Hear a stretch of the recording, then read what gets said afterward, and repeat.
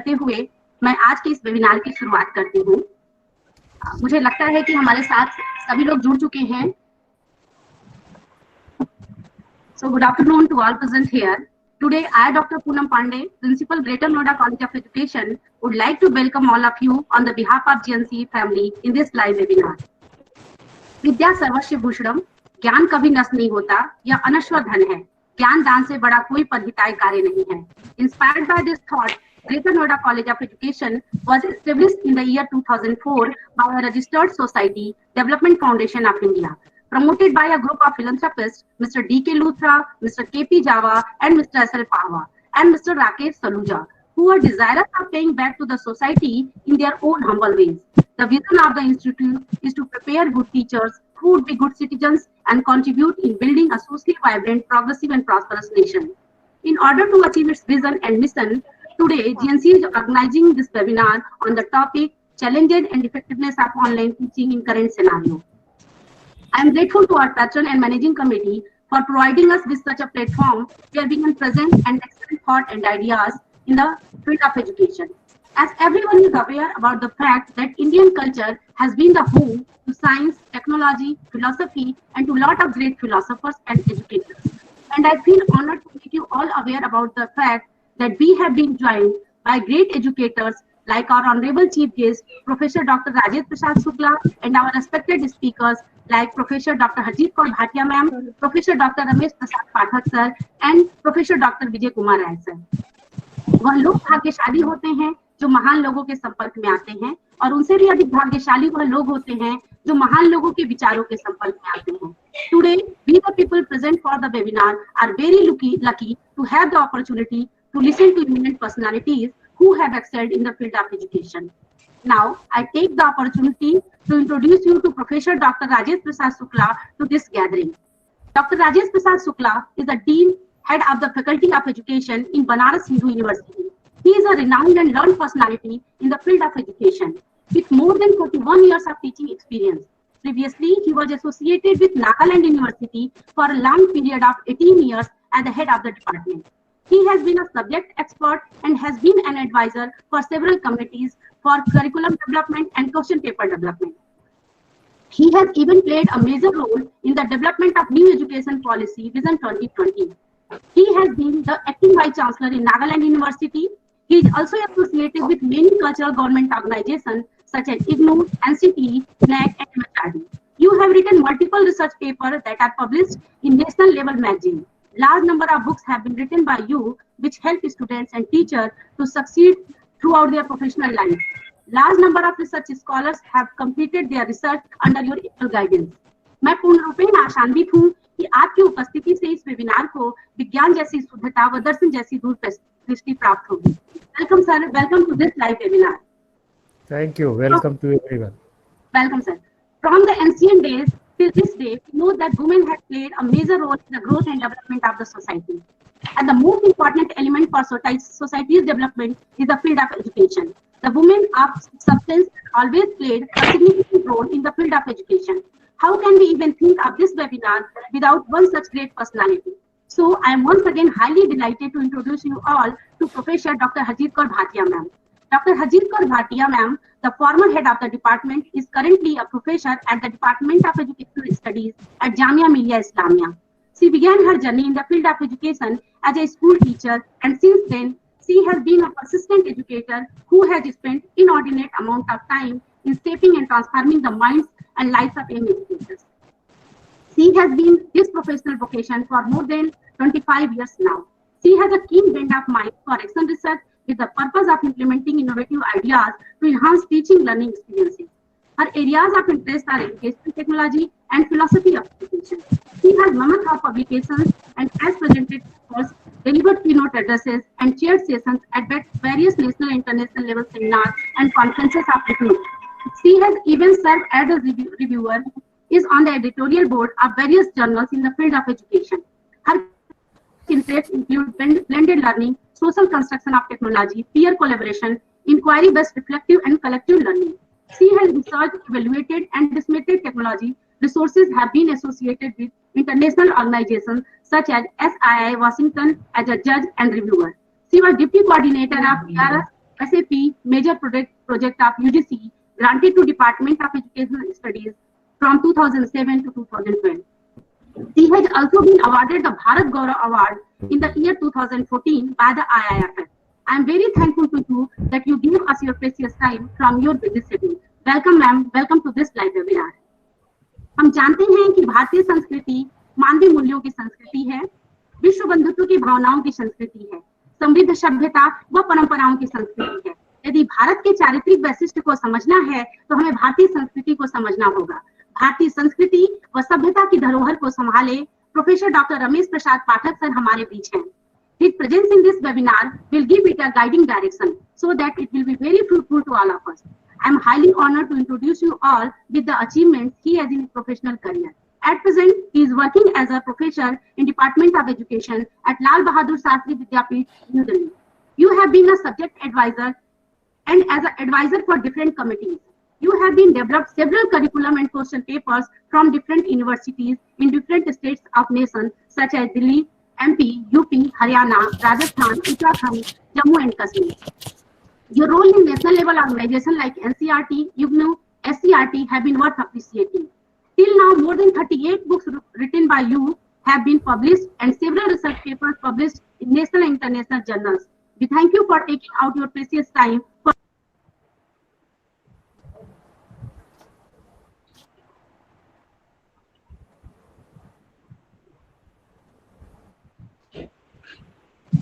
पूनम जी, आपको अपना आपको अनम्यूट करना पड़ेगा, किसी ने म्यूट कर दिया आपको।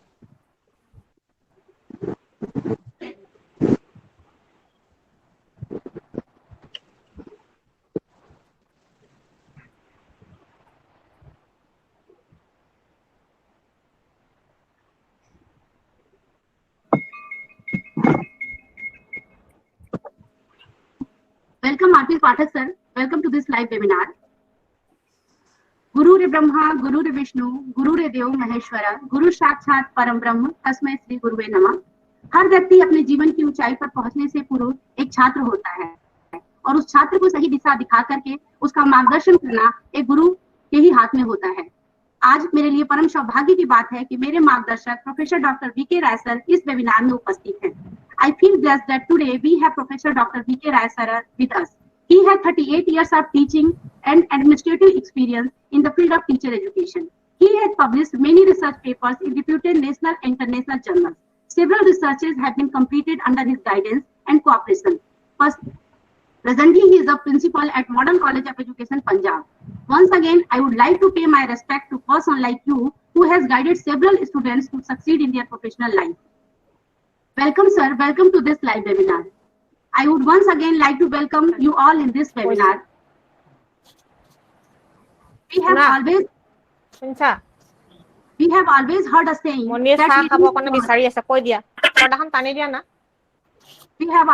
saying that ladies first. Now, I would like to invite Dr. Bhatia ma'am to enlighten us with her words. Please welcome ma'am. Please enlighten us. Thank you.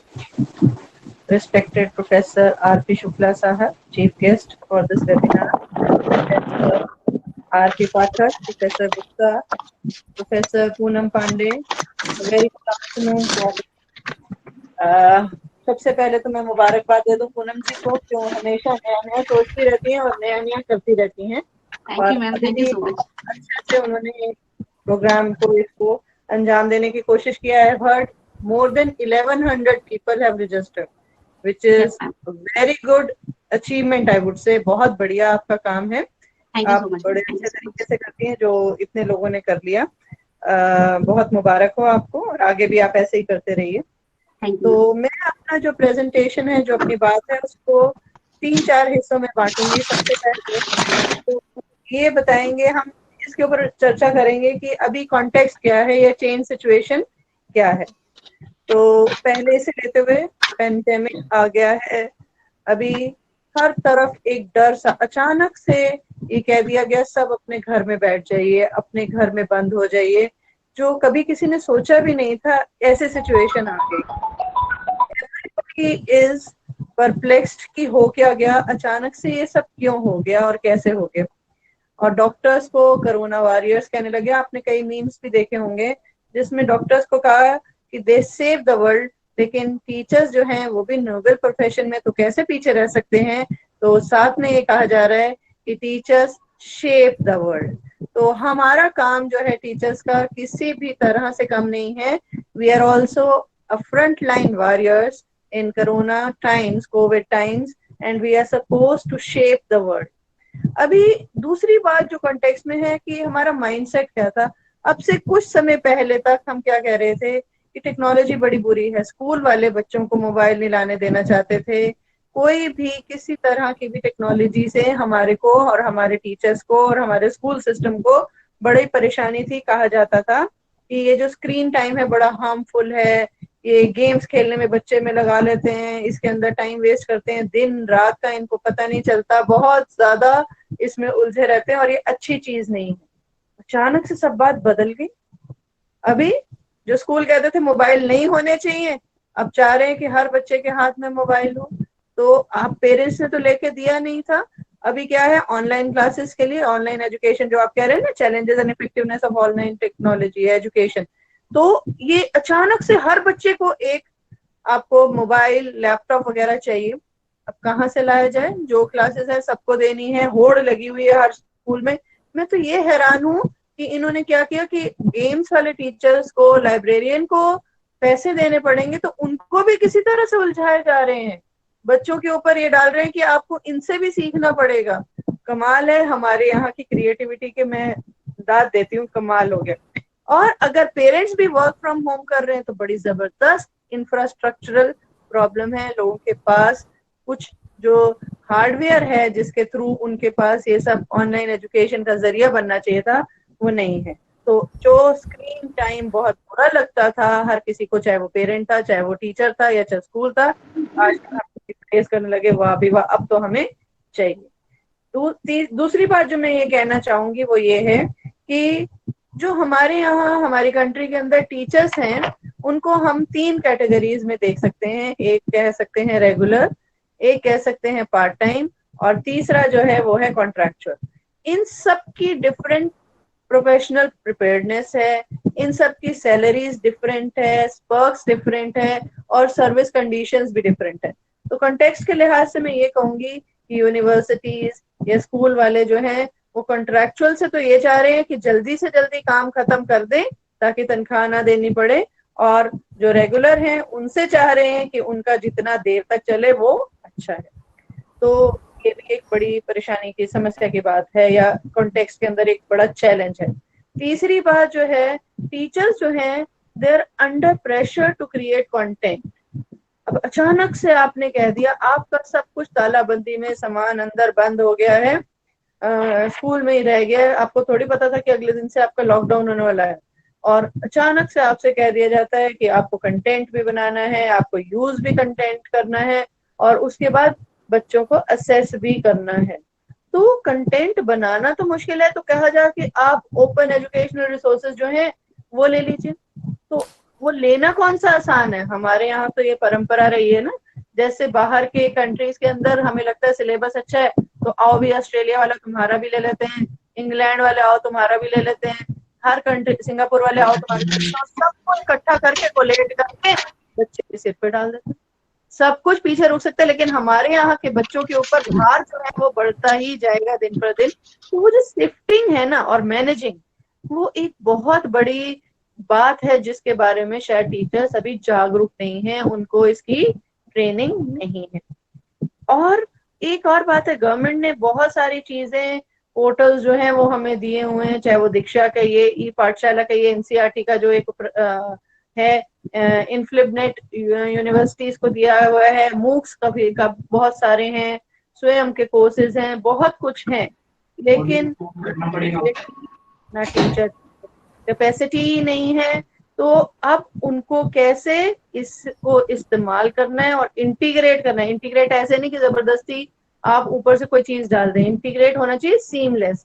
वो कैसे करना है अपनी क्लासेस में, ये हमें पता ही नहीं है। तो ये सब हमारे सामने एकदम से सिचुएशन आ गई कि परेशानी आई, परेशानी के साथ बहुत सारी परेशानी आई, लेकिन फिर भी एक बात मैं बहुत जोर से कहना चाहूंगी कि हमारे यहाँ पे जो टीचर्स हैं या जो सिस्टम है वो इतना बढ़िया है, वो कैसे भी मोल्ड करने की, जुगाड़ करने की कोशिश करता है। और कहीं ना कहीं हम जो हमारी फाइटिंग स्पिरिट है ना हमारे यहाँ के लोगों की, चाहे वो टीचर्स हैं और चाहे वो स्टूडेंट्स हैं या एडमिनिस्ट्रेटर्स हैं, वो मुझे लगता है कि बहुत ही जबरदस्त एक ड्राइविंग फोर्स है कि हमारी कंट्री के अंदर हम सरवाइव कर पाते हैं। ऑनलाइन एजुकेशन जो है अब एक नेसेसरी इविल हो गया इस कॉन्टेक्स्ट की वजह से।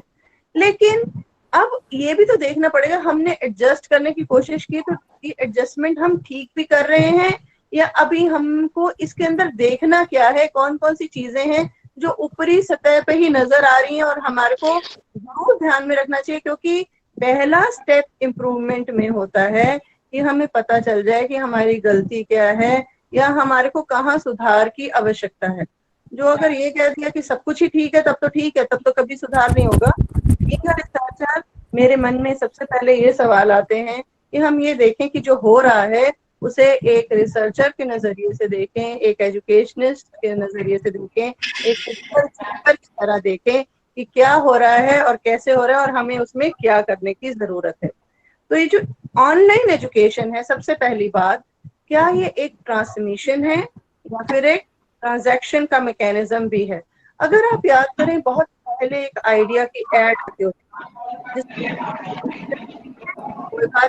एक प्रिंसिपल लगा दिया जाता था, वो सॉरी एक फोन लगा दिया जाता था पेड़ के नीचे, और जो क्लास में टीचर बोल रही है तो वो बच्चे भी सुन लेते थे, तो समझा जाता था कि वो बच्चे पढ़ रहे हैं। तो क्या आप इसे पढ़ना कहेंगे? और अगर ऑनलाइन एजुकेशन के अंदर आपका सारा फोकस जो है वो सिर्फ और सिर्फ ट्रांसमिशन पे है, तो ये एक बहुत सोचने की बात है। दूसरा, हम अपने बच्चों को पैसिव कर रहे हैं, सिर्फ लिसनर बनाना चाह रहे हैं, या फिर हम उन्हें एक्टिव और इंगेज भी करना चाह रहे हैं या नहीं?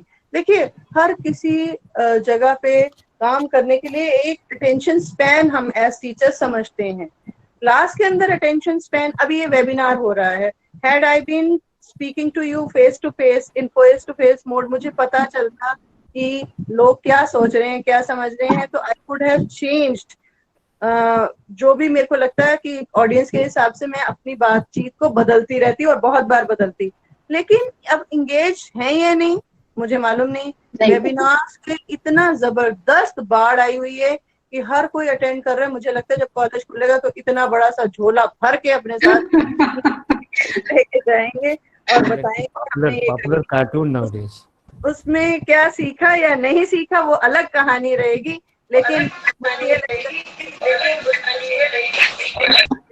लेकिन ये जरूर लगता है कि ये वेबिनार्स का बड़ा जबरदस्त बाढ़ आ गई है।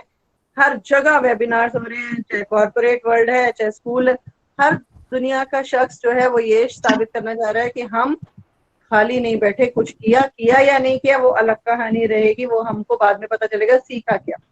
मैंने तो एक मीम देखा कि जिसके अंदर बच्चा जो है एक प्ले कार्ड के ऊपर अपनी फोटो बना के कंप्यूटर के आगे चिपका देता है, टीचर समझे कि हाँ क्लास में है और नहीं। और मैंने बहुत सारे बच्चों से बात की तो पता चला बच्चे जो है ऑनलाइन क्लास के अंदर अपने आप को अटेंडेंस लगवाने के बाद फोन अपने पास रखने के साथ सो जाते, अटेंडेंस भी लग रही है और कुछ कर भी नहीं रहे हैं। और बड़ी बात है, जो उनको ऑनलाइन क्विज दी जाती है, बड़े आसानी से मल्टीपल चॉइस क्वेश्चंस के आंसर्स कहीं पे भी मिल जाते हैं, तो वो बस सब टेप लेते हैं। तो ये क्या हम एजुकेशन कहेंगे इस ट्रांसमिशन?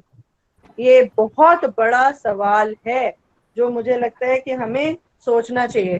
फिर कई जगह जो है वो ये कह रहे हैं लोग, मैंने एक बेंगलोर के डॉक्टर हैं उनका एक वीडियो देखा, सोशल मीडिया पे ही देखा, जिसमें वो कह रहे थे कि उनके बच्चे के स्कूल के टीचर्स के ऊपर पेरेंट ने बड़ा गलत बोला और बोला कि क्या ऐसे बच्चे पढ़ाए जाते हैं ये वो।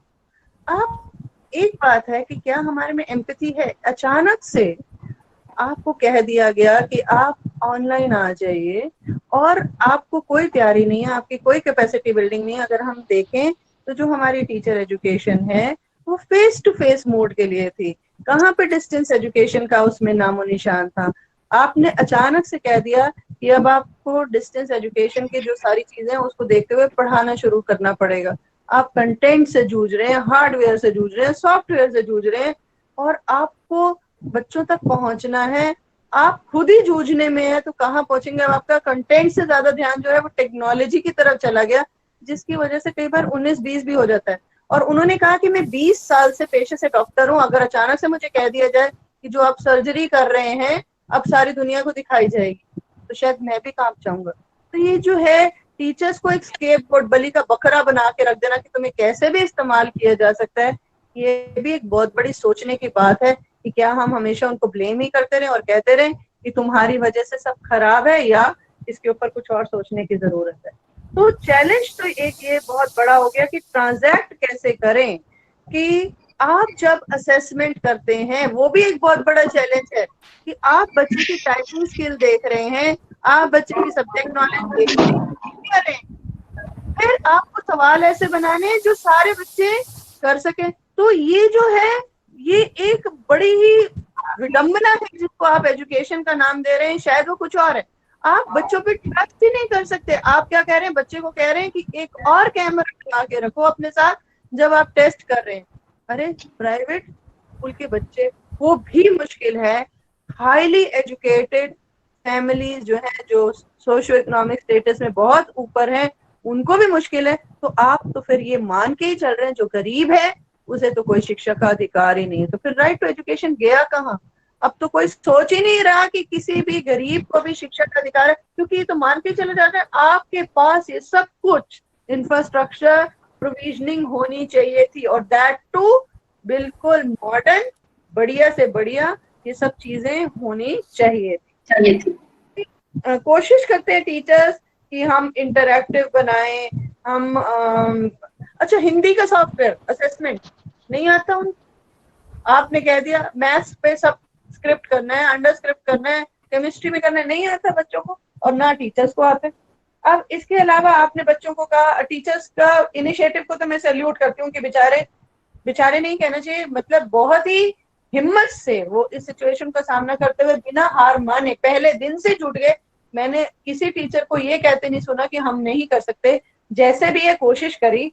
तो इनिशिएटिव तो है टीचर्स के, वो अपनी तरफ से कंटेंट इकट्ठा करते हैं, क्रिएट करना मुश्किल है तो वही आप बनाना देख लेते हैं, और व्हाट्सएप, गूगल मीट वगैरह सबसे। लेकिन बेचारों को लाइसेंसिंग रिक्वायरमेंट तो पता ही नहीं, क्रिएटिव कॉमन्स के लाइसेंसिंग है, फिर उनको बलि का बकरा बना दे दिया, तो मालूम नहीं तो बड़ी गलती है। किसने उनको समझाने की, सिखाने की सोचा? अगर किसी कि टीचर्स को हम क्लासरूम, गूगल क्लासरूम जो आजकल काफी चल रहा है, या जूम से परिचित करा दें, कभी किसी ने लाइसेंसिंग रिक्वायरमेंट के बारे में बात करने की कोशिश की कि आपको ये लाइसेंसिंग फॉलो करनी पड़ेगी? एक बहुत इंपॉर्टेंट बात है हमारी क्लासेस के अंदर, जैसे हमारी कंट्री में डाइवर्सिटी है, हमारी क्लासेस में भी बहुत डाइवर्सिटी है। सोशियो इकोनॉमिक स्टेटस, चाहे आप गवर्नमेंट स्कूल की बात कर लें, वहां पे भी आप देखेंगे फर्क है, और प्राइवेट स्कूल्स में तो जमीन आसमान का है, क्योंकि ईडब्ल्यूएस कैटेगरी के आप बच्चे ला रहे हैं, एससीएस में लर्निंग स्टाइल्स में इतना जबरदस्त डाइवर्सिटी है, इंडिविजुअल डिफरेंसेस तो होते ही थे, लैंग्वेजेस में इतनी जबरदस्त डाइवर्सिटी है। तो इस डाइवर्सिटी को कैसे हम टैकल करें, कैसे हम हैंडल करें, ये हमारे लिए बहुत बड़ी सोच का विषय है, जो शायद हमारे ध्यान में अभी तक नहीं आया है। बस हम क्या कर रहे हैं, हम बच्चों को सिखाते क्या जा रहे हैं कि सुनो सुनो सुनो, हम तुम्हारे सर पे ये डाल रहे हैं, दुनिया इधर से उधर आ जाए, हम तो तुम्हें 4-5 घंटे जबरदस्ती फोन के आगे, स्क्रीन के आगे बिठा देंगे, और उसके बाद इतना सारा होमवर्क दे देंगे कि तुम और तुम्हारे माता पिता बस इसी में उलझे। यूनेस्को जो है वो कहता है कि एजुकेशन, अगर आप क्वालिटी की बात करें तो 4 A's की बात करता है। पहली है अवेलेबिलिटी। विद दिस टाइम जब आपके पास ना इंफ्रास्ट्रक्चर है, ना कंटेंट है, बहुत सारी क्लासेस का तो अभी रिजल्ट भी नहीं आया था, उनके पास तो किताबें भी नहीं थी कि वो अगली क्लास के लिए ज्वाइन कर सके। तो अवेलेबिलिटी एजुकेशन की मैं समझती हूँ इस समय अवेलेबिलिटी नहीं है। और जिन एज की मैं बात कर रही हूँ वो सीढ़ी दर सीढ़ी है, हेराकी में है। तो पहला है अवेलेबिलिटी, दूसरा है एक्सेसिबिलिटी। एक्सेसिबिलिटी मतलब ये नहीं कि आपके पास हार्डवेयर और सॉफ्टवेयर हो गया तो एक्सेसिबल हो गया। एक्सेस के अंदर मैं मानती हूँ सक्सेस जो है इनबिल्ट है। अगर एक्सेस विदाउट सक्सेस है, मतलब आप उसे मास्टर नहीं कर सकते, आप उसे समझ नहीं सकते, तो वो एक्सेस नहीं, सिर्फ अवेलेबिलिटी है। फिर एक बात है अफोर्डेबिलिटी। अफोर्डेबिलिटी जो है, ये किस तरह से आप बच्चों तक पहुंचे, उनके पास इंफ्रास्ट्रक्चर, हार्डवेयर और सॉफ्टवेयर। आपने कह दिया कि गूगल क्लासरूम कीजिए, डाउनलोड कीजिए, बच्चों के पास है कि वो इतना इंटरनेट इस्तेमाल करें, इतना स्पेस हार्ड डिस्क पे लाएं जिसके अंदर हर बच्चे को आप अलग अलग जगह दें, जो अपना आप सॉफ्टवेयर चाह रहे हैं वो सारे इकट्ठे करें। और सबसे इंपॉर्टेंट जो होता है वो है अडेप्टेबिलिटी। अडेप्टेबिलिटी का मतलब होता है कि हमको अपने आप को बच्चों के हिसाब से ढालना, कि जो भी हमारा मटेरियल है, जो भी हमारी बात है, वो बच्चे तक पहुंच सके। अगर आपने ये अवेलेबिलिटी, एक्सेसिबिलिटी, अफोर्डेबिलिटी कर भी ली, लेकिन अडेप्ट करके बच्चे तक ना पहुंचे, आपने जो भी किया सब बकवास, वो बच्चे के किसी काम का नहीं है। तो ये तो हमें ध्यान में रखना ही पड़ेगा कि बच्चे को हम मद्देनजर रखते हुए कि हम अडेप्टेबिलिटी कर सकते हैं या नहीं। तो फिर करें क्या, बहुत परेशानी है, करें। तो मैं कुछ सजेशंस जो है वो आपके साथ शेयर करूंगी, और चाहेंगे तो हम इसके ऊपर थोड़ी डिस्कशन भी कर लेंगे। सबसे पहले तो टीचर और स्टूडेंट के अंदर मोटिवेशन। मेरे को लग रहा है कि बेचारे टीचर भी परेशान है और स्टूडेंट्स भी परेशान है। जितने भी लोगों से मैं बात करती हूँ, जो हमारे स्टूडेंट्स हैं, स्टूडेंट टीचर्स, कि वो भी फ्रस्ट्रेटेड है, और स्टूडेंट्स अपने आप में जो स्कूल वाले हैं वो भी फ्रस्ट्रेटेड हैं। इनकी मोटिवेशन कहीं ना कहीं खत्म होती जा रही है, क्योंकि ये लग रहा है कि ये तो बहुत मुश्किल हो रहा है, और ये एक दूसरे पे ब्लेम गेम खेलने की कोशिश है। टीचर्स को लग रहा है कि स्टूडेंट्स कल्प्रेट हैं, स्टूडेंट्स को लग रहा है टीचर्स कल्प्रेट है, एडमिनिस्ट्रेशन को लग रहा है सभी कल्प्रेट है। इन सबसे हटके हमें सिचुएशन को देखना है कि कहाँ कंस्ट्रेंट सिचुएशन में हम क्या कर सकते हैं, कि कल्प्रेट कोई भी नहीं है। ये सब वही लोग हैं जो हमारी शिक्षा व्यवस्था को बहुत अच्छा चला रहे थे और आगे भी चलाएंगे। और एक साल क्या हो जाएगा अगर बच्चों ने उतना नहीं पढ़ लिया जितना आप पढ़ाना चाहते हैं। जिंदगी से इंपॉर्टेंट है, लाइफ स्किल्स क्यों नहीं सिखाते हैं हम? क्यों नहीं हम लाइफ स्किल्स के ऊपर फोकस करते हैं? हम क्यों नहीं वो चीजें दिखाते हैं जिंदगी में? क्योंकि बहुत बारी हमने ये देखा, सुना है, कहा है कि जो हम स्कूल में सीखते हैं, जो हम कॉलेज में सीखते हैं, अपनी जिंदगी में यूज नहीं करते। मुझे मेरे बेटे ने भी कितनी बारी कहा कि मम्मा ये पाइथागोरस थ्योरम में क्या कर रहा हूँ, क्यों आएगी, कभी जिंदगी में काम आएगी? आप देखिए, आप पेंटर्स को बुलाते हैं, आपने कितने सवाल किए कि इस कमरे का एरिया निकालिए जहाँ पे पेंट होना है, खिड़की का आप एरिया निकाल के, दरवाजों का एरिया निकाल के माइनस किया करते थे। लेकिन जब पेंटर आता है वो आपको बताता है। आपने कभी ये कोशिश की है कि आप खुद कैलकुलेट करें? कभी नहीं, क्योंकि आप जो पढ़ा रहे हो तो जिंदगी में इस्तेमाल हो ही नहीं रहा। तो आप क्यों नहीं ये मौके का फायदा उठा के ऐसा करते कि जिंदगी में इस्तेमाल होने वाली चीजों को हम लाइफ स्किल्स के ऊपर बात करके बच्चों के साथ उसे जोड़े, टीचर्स के साथ डिसीजन मेकिंग, एम्पैथी सिखाएं। इस समय कैसे परिवार के साथ एकजुट होके एक दूसरे की मदद करनी है। प्रोफेसर शुक्ला ने बड़ा बोला, आजकल तो सभी एक सही काम करने लगे हैं।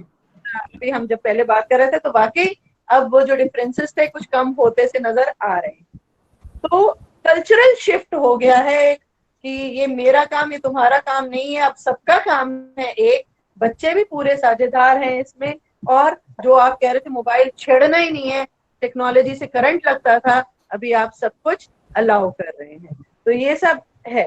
फिर एक बहुत इंपॉर्टेंट है, हमें इंस्टीट्यूशनलाइजेशन करना पड़ेगा सेफ्टी को। मास्क पहनना है, हैंड वॉश करना है, टॉयलेट्स कैसे होने चाहिए, सोशल डिस्टेंसिंग कैसी होनी चाहिए, ये स्कूल के लिए। कई लोग कहते हैं ना कि स्कूल खोल दो। मैंने ये भी मीम्स पढ़े कि पहले पार्लियामेंट खोलिए, पहले कोर्ट्स खोलिए, वहां पे टेस्ट कीजिए, फिर आइए हमारे बच्चों पे। अरे ऐसी कोई फांसी नहीं है कि आपको स्कूल खोल के उनको बच्चों को अंदर घुसेड़ के और बीमार करके तब शांति होगी। नो, क्या वहां पे आप सिखा रहे हैं और क्या आप उसमें बदलाव लाके उसे जिंदगी से जोड़ सकते हैं? एक बहुत इंपॉर्टेंट, बहुत ही जरूरी चीज जो है, जो मेरे दिमाग में आती है कि इंफ्रास्ट्रक्चर प्रोविजनिंग सरकार को बहुत जबरदस्त तरीके से करनी पड़ेगी। गवर्नमेंट को डिवाइसेस भी देने होंगे, ब्रॉडबैंड वगैरह देना होगा, सॉफ्टवेयर देना होगा। हम कोई भी सॉफ्टवेयर चोरी करके इस्तेमाल नहीं कर सकते हैं। तो वो गवर्नमेंट जो है उसको बताना होगा। मुझे लगता है कि ऑनलाइन या इंटरनेट के बदले अब ऑफलाइन हम कैसे बच्चों तक पहुंच सकते हैं और लोगों तक पहुंच सकते हैं, उसके ऊपर भी हमारे को बहुत सोचने की जरूरत है। टीचर्स को बहुत पावरफुल डिवाइसेस दीजिए, नॉट नीडलेस टू से सिर्फ टीचर्स को नहीं, बच्चों को भी देने पड़ेंगे। आप एक्सपेक्ट नहीं कर सकते कि अचानक से वो अपने आप खरीद लेंगे। ये प्रॉब्लम जो है कि खुलना चाहिए नहीं खुलना चाहिए, खुले तो कैसे। मुझे लगता है फेस टू फेस जो टीचिंग है और लर्निंग है उसको आप बिल्कुल नकार नहीं सकते, आप बंद भी नहीं कर सकते और खोल भी नहीं सकते। तो फिर क्या करें, हमें एक कॉन्टिन्यूम इवॉल्व करना पड़ेगा जिसके अंदर हम हाइब्रिड लर्निंग की बात करें, ब्लेंडेड लर्निंग की बात करें, कुछ मिल के बात करें और कुछ हम ऑनलाइन भी बात कर सकते हैं। अब ये नहीं कि मेरा जैसे मन कर रहा है मैं वैसे करूं, आपका जैसे मन कर रहा है वैसे करें। स्टैंडर्ड्स की भी बहुत जरूरत है। यूनेस्को के दिए हुए आईसीटी स्टैंडर्ड्स हैं, क्या हमारे टीचर्स उनको जानते हैं नहीं जानते हैं, इस तरह से बहुत सारी चीजें हमें देखनी पड़ेगी। ये नहीं हम छोड़ देंगे जिस स्कूल का जो मन किया आप वैसे ही कर लीजिए क्योंकि अब बोर्ड ना हो, ये तो हम कह रहे हैं।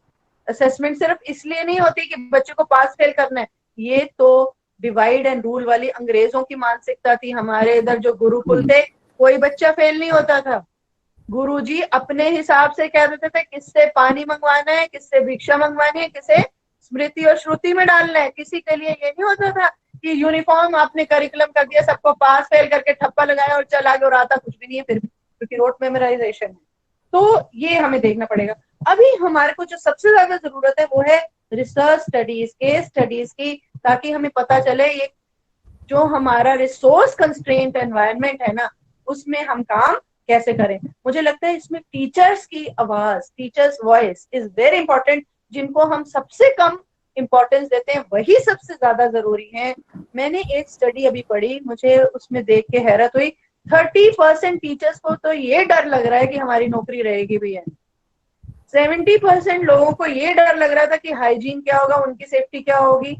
और अगर आप टीचर्स को इन्वॉल्व करेंगे तो वो आपको बताएंगे क्या डिजाइन होने चाहिए, क्या उनके हमारे को ग्राउंड रियलिटीज क्या है जिसके साथ हम काम कर सकते हैं। तो मुझे लगता है कि अगर हमें इस ऑनलाइन एजुकेशन या इस पेंडेमिक से जूझना है तो जो टीचर्स हैं उनको उनकी ड्यू इम्पोर्टेंस देते हुए, उन्हें भागीदार बनाते हुए, बच्चों को भागीदार बनाते हुए एक ऐसा सिस्टम लाना है जिसके अंदर खूब सारी प्रोविजनिंग जो है हम एक्सपेक्ट करेंगे कि गवर्नमेंट करे, और शिक्षा को सबसे इम्पोर्टेंट समझते हुए इधर प्रयास करे कि बच्चे जो हैं सिर्फ सुनते और ग्रहण ही ना करते रहें बल्कि कुछ ऐसा करें, उनसे मांगिए कि क्या हल है इसका। तो रिसर्च को कराइए और लाइफ स्किल्स के ऊपर इम्पोर्टेंस दीजिए और ब्लेंडेड लर्निंग कराइए। तो मुझे लगता है कि ये इफेक्टिव ऑनलाइन एजुकेशन हो सकती है। Thank you very much.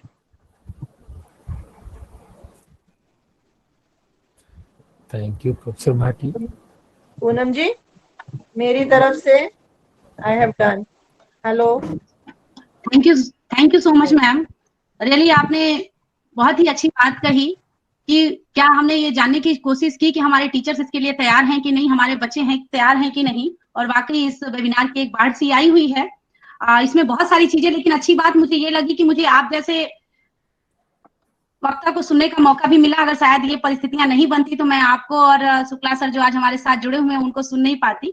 तो ये मेरा सौभाग्य है और हमारे जो श्रोता हैं उनका भी सौभाग्य है। और आपने थोड़े ही समय में मैम गागर में सागर भरने का कार्य किया है, तो मैं आपका बहुत बहुत धन्यवाद करती हूँ। और अब मैं डॉक्टर आरपी पाठक सर चूंकि हमारे साथ जुड़ चुके हैं, कुछ समय के लिए आरपी पाठक सर हमारे साथ थे नहीं और अब वो जुड़ चुके हैं। मैं चाहती हूँ कि सर का परिचय एक बार मैं दोबारा से आप सभी को दूं। सर आ चुके हैं हमारे साथ में, मैं सर का परिचय एक बार दोबारा से देना चाहूंगी। हम जानते हैं कि भारतीय संस्कृति मानवीय मूल्यों की संस्कृति है, विश्व बंधुत्व की भावनाओं की संस्कृति है, समृद्ध सभ्यता व परंपराओं की संस्कृति है। यदि भारत के चारित्रिक वैशिष्ट को समझना है तो हमें भारतीय संस्कृति को समझना होगा। भारतीय संस्कृति व सभ्यता को अपने अंदर समेटे professor doctor Ramesh Prasad Pathak sir हमारे से जुड़ चुके हैं। His presence in this webinar will give it a guiding direction so that it will be very fruitful to all of us. I am highly honored to introduce you all with the achievement he is in his professional career. At present, he is working as a professor in Department of Educational Studies at Lal Bahadur Shastri Vidyapeeth, New Delhi. You have been a subject advisor and an advisor for different committees. You have been even developed several curriculum and question papers for different universities in different states of the nation, such as Delhi, MP, UP, Haryana, Rajasthan, Uttarakhand, and Jammu and Kashmir. Your role in national level organization like NCERT, IGNOU, SCERT have been worth appreciating. Till now, more than 38 books written by you have been published and several research papers published in national and international level journals. We thank you for taking out your precious time for this webinar. Welcome, Pathak sir. Pathak sir, please say a few words to our audience. Pathak sir, Pathak sir को बोलना पड़ेगा. तेजस,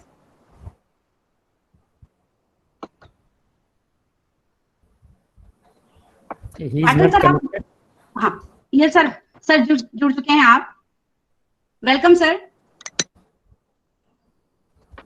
दोबारा सुनिए.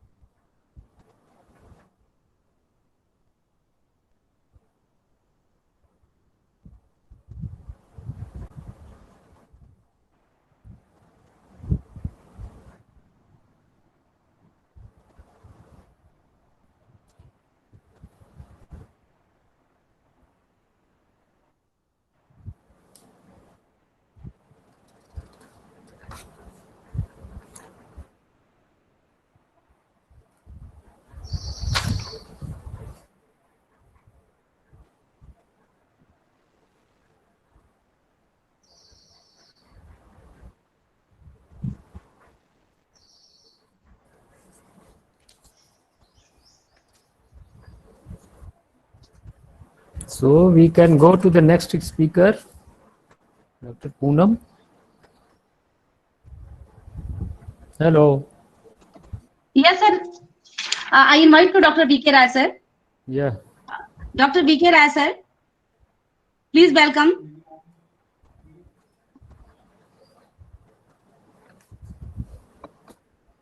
Dr. V.K. Rai, sir. Doctor Pathak sir की आवाज नहीं आ रही है हमें. पाठक सर, अगर आपको मेरी आवाज आ रही है तो प्लीज आप अपने को अनम्यूट करें. पाठक सर आप अपने को अनम्यूट करें, आप म्यूट हो चुके हैं. पाठक सर आप अपनी स्क्रीन पे टच कीजिए. हाँ, माइक पे टच कीजिए सर. हाँ जी सर. आवाज जी सर आ रही है. Thank you sir. Thank you. Please welcome sir. हाँ, देखिए, देश की यह विडंबना है कि हम जिस जगत में जी रहे हैं, पल रहे हैं, बढ़ रहे हैं, पढ़ रहे हैं, पढ़ा रहे हैं, इसमें टेक्नोलॉजी का रोल यही है कि कब ये साथ छोड़ दे.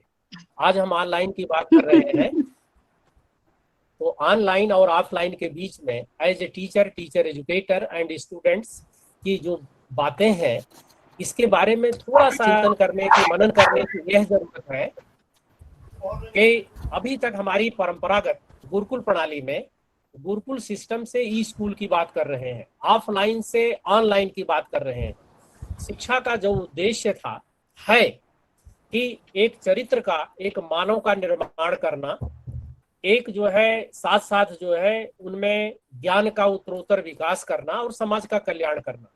मैं ऑनलाइन के बारे में जब बात करता हूँ, या आज की जो जरूरत बन गई है, यह उसी तरह से है जैसे हमारे बर्गर, सैंडविच हमारे फास्ट फूड है. उस समय के लिए तो ठीक है, लेकिन लॉन्ग टर्म के लिए मैं इसको अच्छा नहीं मान रहा हूँ, इसलिए कि सैद्धांतिक ज्ञान तो इसके द्वारा दिया जाएगा, इसके द्वारा भौतिक जगत की बड़ी सारी बातें बताई जाएंगी, इंफॉर्मेशन कलेक्ट, एक इंफॉर्मेशन और एक डेटा जिसको कहते हैं, हम बहुत ज्यादा दे देंगे, बहुत सारे इंफॉर्मेशन देंगे, लेकिन उनको व्यवहारिक धरातल पर लाने के लिए कैसे लाएंगे, यह एक प्रश्न है टीचर के साथ. इसीलिए जरूरत है कि अगर ज्ञान का विकास करना है, सूचनाओं का तो विकास होगा, लेकिन चरित्र का विकास कैसे होगा? क्या हम देख करके, ऑनलाइन में वीडियो देख करके और जितने एप्स डाउनलोड करके हम मानव मन को बदल सकेंगे? ये तो रोबोटिक लाइफ होगी हमारी। और रोबोट का जीवन समझते हैं कि मशीन में वेदना संवेदना नहीं होती। आन कोई चीज कर दी जाए वो स्टार्ट तो हो जाएगी, लेकिन उसको चेकर कौन हो, कौन उसमें भावनाएं डालेगा, कौन संस्कार डालेगा, कौन उसमें वैल्यूज डालेगा, कौन ये बताएगा कि ये बड़ा है, छोटा है, अच्छा है, बुरा है। ये बड़ी सारी चीजें हमारे ये चैलेंजेस हैं। और टेक्नोलॉजी को कैसे एडजस्ट करें हम अपने जीवन में ठीक ढंग से, ये भी एक चैलेंज है। जहां तक शिक्षा के लक्ष्य की बात है कि ज्ञान का प्रसार करें, ज्ञान का संरक्षण करें, preservation and expansion of knowledge, वहां तक के लिए तो ठीक है कि हम ज्ञान को संरक्षण करेंगे, ज्ञान का प्रसार कर सकते हैं। बहुत अच्छे बनाकर, बहुत अच्छे वीडियो के द्वारा, बहुत अच्छे एनिमेशन के द्वारा हम टीचिंग लर्निंग को इफेक्टिव बना सकते हैं, क्लासरूम को लाइव बना सकते हैं। बिल्कुल सही बात है, इसमें दो राय नहीं। हमें बहुत सारी इंफॉर्मेशन मिलेगी, लेकिन संकट क्या है, संकट क्या हो सकता है कि मुझे ऐसा लगता है कि जैसे बाजार मार्केट 90 में एलपीजी आया, लिबरलाइजेशन, प्राइवेटाइजेशन, ग्लोबलाइजेशन, ऐसे दौर में कहीं नॉलेज की कालाबाजारी न शुरू हो जाए, नॉलेज की बैंकिंग न शुरू हो जाए और बैंकिंग शुरू हो करके इसमें जमाखोरी न शुरू हो जाए, ये एक संकट है। दूसरी बात मैं जो महसूस करता हूँ, जैसे स्पेस स्टेशन तैयार होते हैं, नॉलेज की स्पेस स्टेशन, और नॉलेज को चुराया जाने लगे, तो यह एक थोड़ी सी बात है। लेकिन समय के अनुसार, जरूरत के अनुसार, जहां कहा गया है कि कुछ नहीं है, वहां कुछ भी आशा की नजर अगर आती है तो बहुत कुछ है। तो हम यह जरूर है कि ऑनलाइन ये हमारे गूगल हमारा टीचर का विकल्प नहीं बन सकता है, ऑनलाइन हमारी शिक्षा का विकल्प नहीं बन सकता है। और इसलिए कहा भी गया है कि टेक्नोलॉजी जो है एज ए फ्रेंड के रूप में हम यूज तो कर सकते हैं, लेकिन अगर इसके दास बन गए तो ये दिक्कत है। और हरारी ने ये कहा भी था कि आने वाला समय कहीं ऐसा ना हो कि मनुष्य को हैक करने लगे टेक्नोलॉजी। तो हमें थोड़ा सा इससे भी बचकर चलना है। हमारा उद्देश्य यहाँ ये नहीं है कि ऑनलाइन बिल्कुल गलत है और ये भी नहीं कि ऑफलाइन कंप्लीट सही है। हमें दोनों का समन्वय करना है। हमें गुरु की गरिमा, शिक्षा और विद्या की गरिमा, आज के दौर में आज की जो आवश्यकता है, ये बिल्कुल सही है कि इस समय 33 करोड़ कॉलेज और स्कूल के बच्चे जो हैं जुड़े, 1 करोड़ से ज्यादा टीचर हैं, सबको हम शिक्षित करने का। और ये भी डेटा मिल रहा है कि अर्बन एरिया से ग्रामीण एरिया में जो है इंटरनेट की खपत ज्यादा हो गई है, लेकिन सुदूर बच्चा बैठा हुआ जो बहुत सुदूर है, रिमोट एरिया में, उसको वहां तक कैसे हम पहुंच पाएंगे। तो हमारा तो वो नारा जो है ज्ञान विज्ञान जो है, ज्ञान का और को कैसे बढ़ाएं, सूचना को हमें ज्ञान और सूचना में फर्क करना पड़ेगा। हमें जो है आने यह जो समय दौर चल रहा है, इसमें भी हमें बहुत सोच के चलना पड़ेगा कि कहीं हमें बहुत सारी साइकोलॉजिकल, बहुत सारे जो है न्यूरोलॉजिकल प्रॉब्लम भी न शुरू हो जाए। और मेरा इसमें सुझाव यह है कि स्कूल एजुकेशन छोटे नौनिहाल बच्चों के लिए ऑनलाइन उतना कारगर नहीं है। इसके बाद हायर एजुकेशन के लिए ज्यादा कारगर है, जहां पर उनको रेफरेंसेस को, जहां पर उन्हें संदर्भ किताबों को ढूंढने की जरूरत पड़ेगी, क्योंकि बड़ी सारी प्रॉब्लम है, डिमेंशिया है, फ्रस्ट्रेशन है, टेंशन है, स्ट्रेस है, आई साइट का है। बच्चे 4-4, 5-5 घंटे, 3-3, 4-4 घंटे इसका दुष्परिणाम ये हम देख रहे हैं।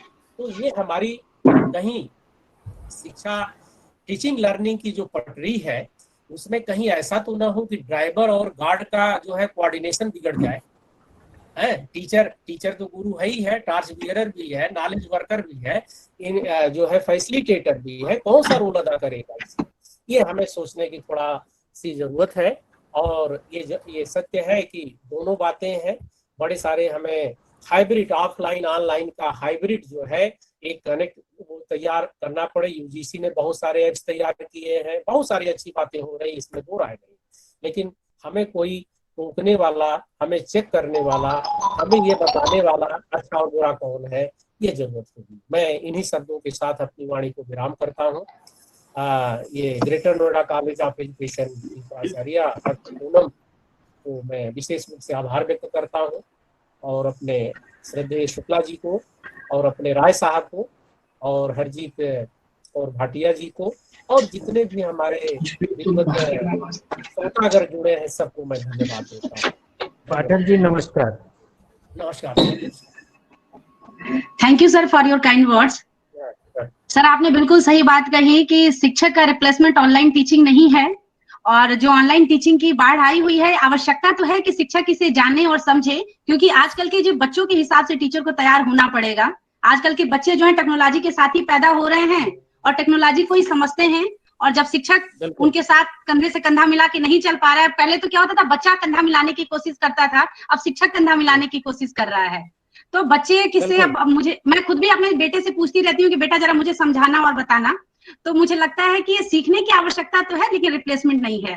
Thank you so much sir. Now I would like to invite doctor VK Rai sir.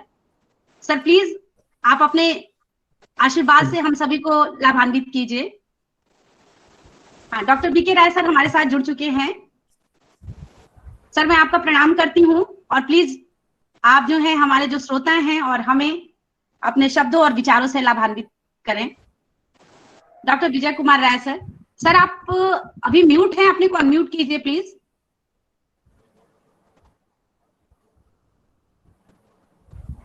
Sir आप अपने को अनम्यूट कीजिए। सर ये टेक्निकल प्रॉब्लम्स हैं।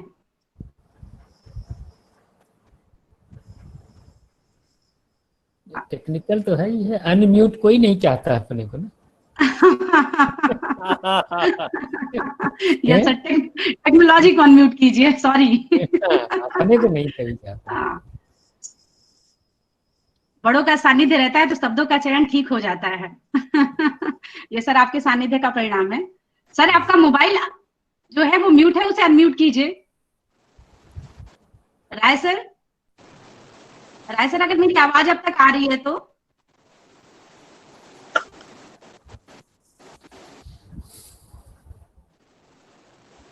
राय सर तक शायद मेरी आवाज पहुंच नहीं पा रही है।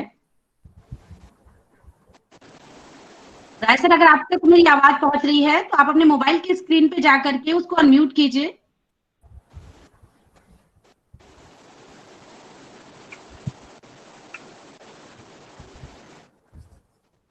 सॉरी, मुझे लगता है कुछ टेक्निकल इश्यूज से राय सर हमारे साथ नहीं जुड़ पा रहे हैं। अगर वो आगे आते हैं तो मैं उनको जोड़ लूंगी। अभी मैं अपने चीफ गेस्ट डॉक्टर राजेश प्रसाद शुक्ला जी से अनुरोध करती हूँ कि सर अपने नॉलेज से हम सभी को लाभान्वित कराएं। शुक्ला सर। जी सर। कुछ तकनीकी गतिविधियों से राय सर जुड़ नहीं पाए हैं, वो अब आएंगे तो जुड़ जाएंगे। तो सर चलिए भाई, हमारी आपका तरफ बहुत बहुत धन्यवाद। हमारी तरफ से सभी को नमस्कार, सत श्री अकाल, good afternoon. Dr. Poonam Pandey, Principal, Greater Noida College of Education, the convener of this webinar seminar on challenges and effectiveness of online teaching in current scenario. And Dr. Indu Jain, who is your organizing secretary. Yes, sir. Your core team is there with you, and your patrons are there, patrons maybe. Who are their patrons? Darshan Kumar Luthra, S.L. Pahwa.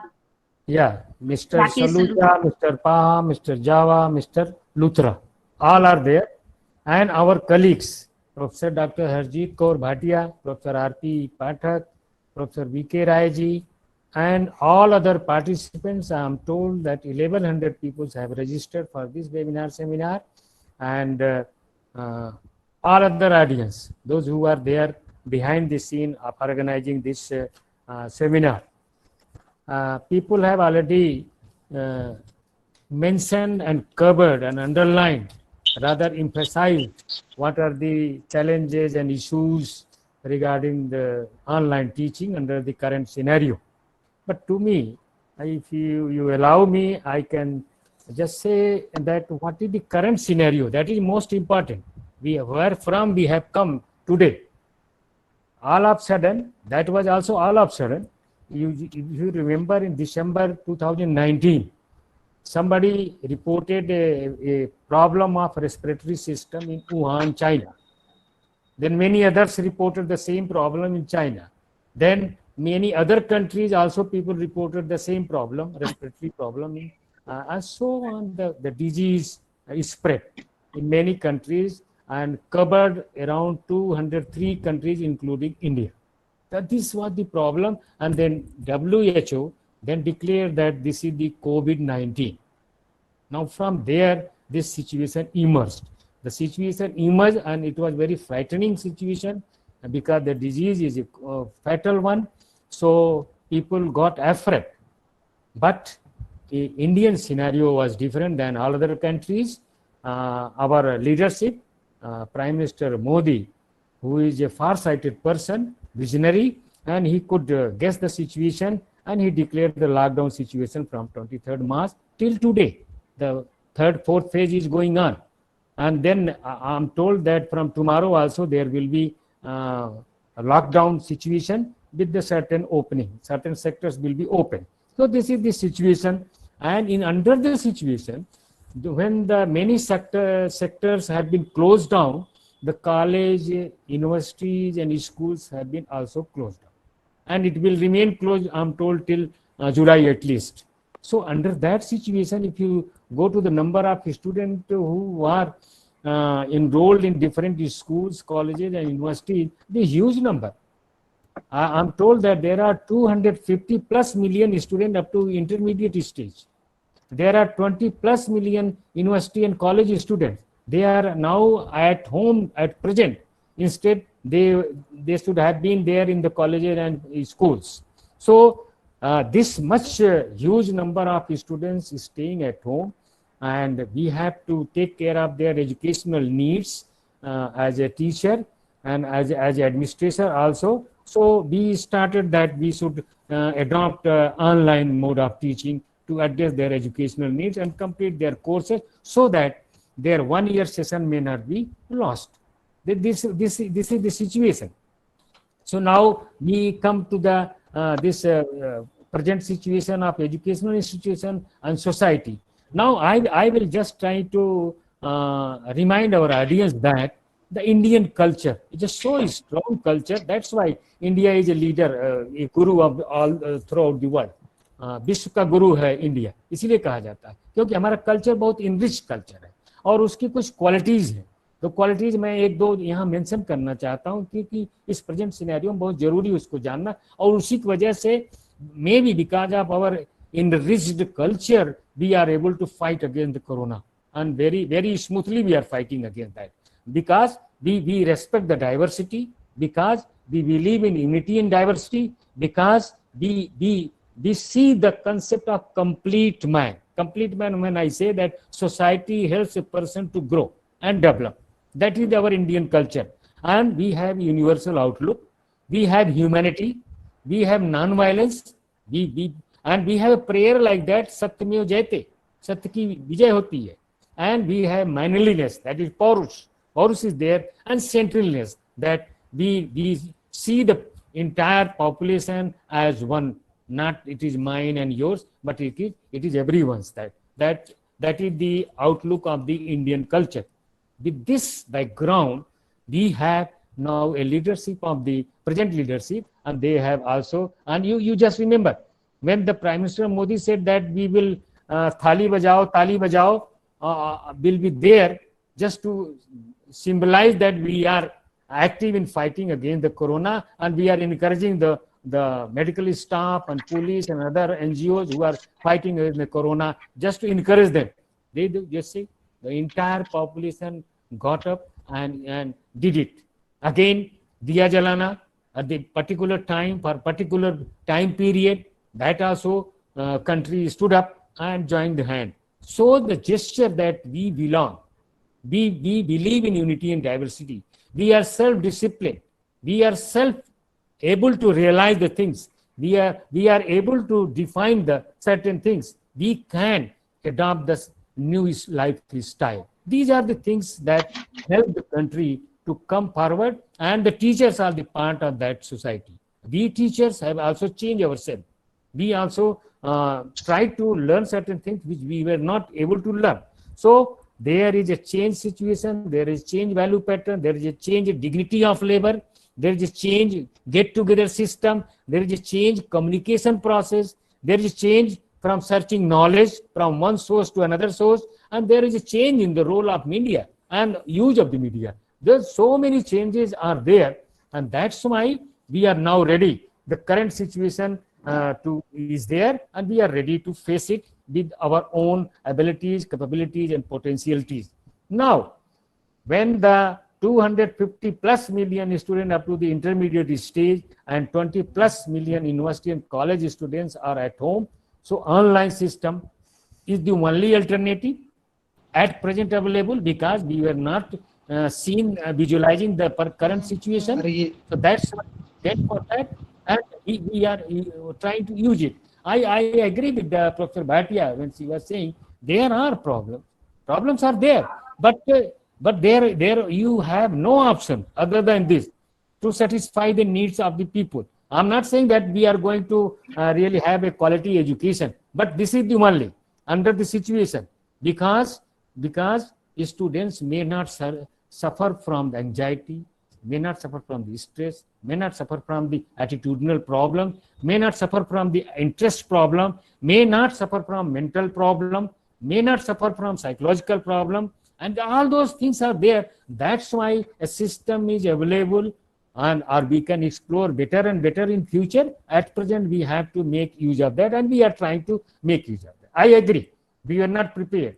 The situation is a mixed one, prepared, unprepared. Prepared in the sense that some of the teachers, they were knowing certain technologies and making use of that, and many, and that is large number of teachers, that is the reality, they don't know, they were not making use of the any ICT, any technology for their teaching. Now they are forced or compelled to make use of such technologies.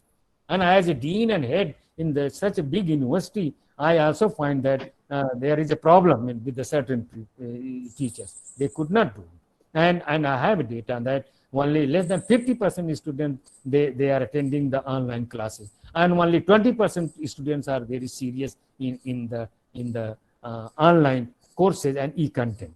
And rather, let me tell you very frankly that I inquired from my own students, those who are now taking the classes, Google classes, online e-content, WhatsApp, and teleconferencing.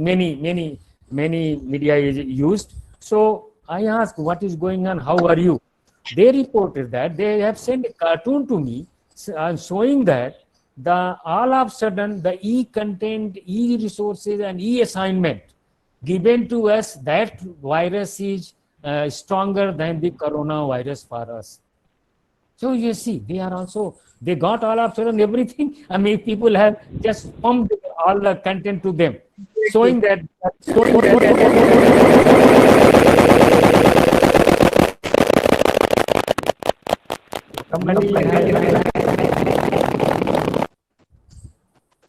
Hello, can you hear me? Yes, sir. Yes, sir. Somebody is disturbing there. And then you see, these are the problem. Yes, Teachers were not prepared. I agree with you. There are very fewer number of teachers who were really prepared, and large majority of teachers are not prepared. Second, yes, that challenge is a greater challenge than anyone, that lack of infrastructure facilities. Neither the university has that facility, nor the college has that facility, not the individual teacher and student. Now, I'm not saying in the 100%, but majority of the people, because I inquired, I got that people, they don't have laptop, they don't have connectivity, so they cannot make use of that. They cannot derive any benefit of online teaching. This is another problem is there. Now, then competency in exploring various resources for online teaching. That is also required. A skill is required. Everybody is not competent to really search for the relevant resources, search for the relevant content, and prepare it and present it. That is a time taking, and the effort is needed. That is also a problem. Then connectivity, and speed is a problem. These are there. Then complexity of the materials. Many things are available which is best suited. That is to be selected. This is also a problem. And the motivation of the student. This Dr. Poonam Pandey, this motivation of student has gone down during the lockdown period, and they are now least motivated to learn through the online. This how to really reactivate them. This is another question. Professor Bhatia was mentioning that yes, life skill must be developed at home. and all the parents, all the stakeholders will take note of that, and we can inquire. We, the teacher, must join the hand through online, through telephone, through WhatsApp with the parent, and we can help them. This is another way to supplement that things. And then you just see participation and continuity is another problem. If they are participating, they are not continuing. So today there are 100 students in the Google classroom, and tomorrow there will be less than 50. So these are the problems. They are not interested to continue with that. And feedback process, what they are really doing, what is the qualitative achievement they have done. That is, that mentoring process is also a big challenge with that. Certain other things are there. We have got the effectiveness also, like the skills. Those who are not using the technology, at least they are learning. They have learned little bit, and they are making use of that technology. So this is also, though it is in a compelled situation, but we have learned it. We have learned certain life skills. As Professor Bhatia was mentioning, men teachers at home, they have learned how to cook. खाना बनाना भी सीख लिया, how to wash the utensils, and how to become independent. Where is my clothes, where is my shoes, where is my this, and I am taking all the stock on my own and making the list. I know everything now in after 2 months, if I was dependent on my wife. So this is the new development taking place, and certainly this development will make a teacher better independent in teaching also. I connect it. There is a connectivity, and this connection must go in a positive direction. While they are staying home, they stay positive, they stay healthy. So these three formula must be there. So this isolation is another problem, very big problem, really. I was taking stock of a particular boy who is in a village, and asking every day over telephone, what have you done? Have you done your exercise in the morning for 1 hour? You did your yoga. Now you have studied this chemistry, physics, maths, and the computer science. What are this? And the evening, I will ask again, are you able to understand what you have read?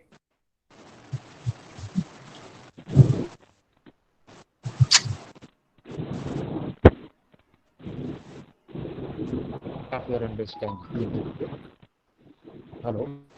Hello. Yes, sir.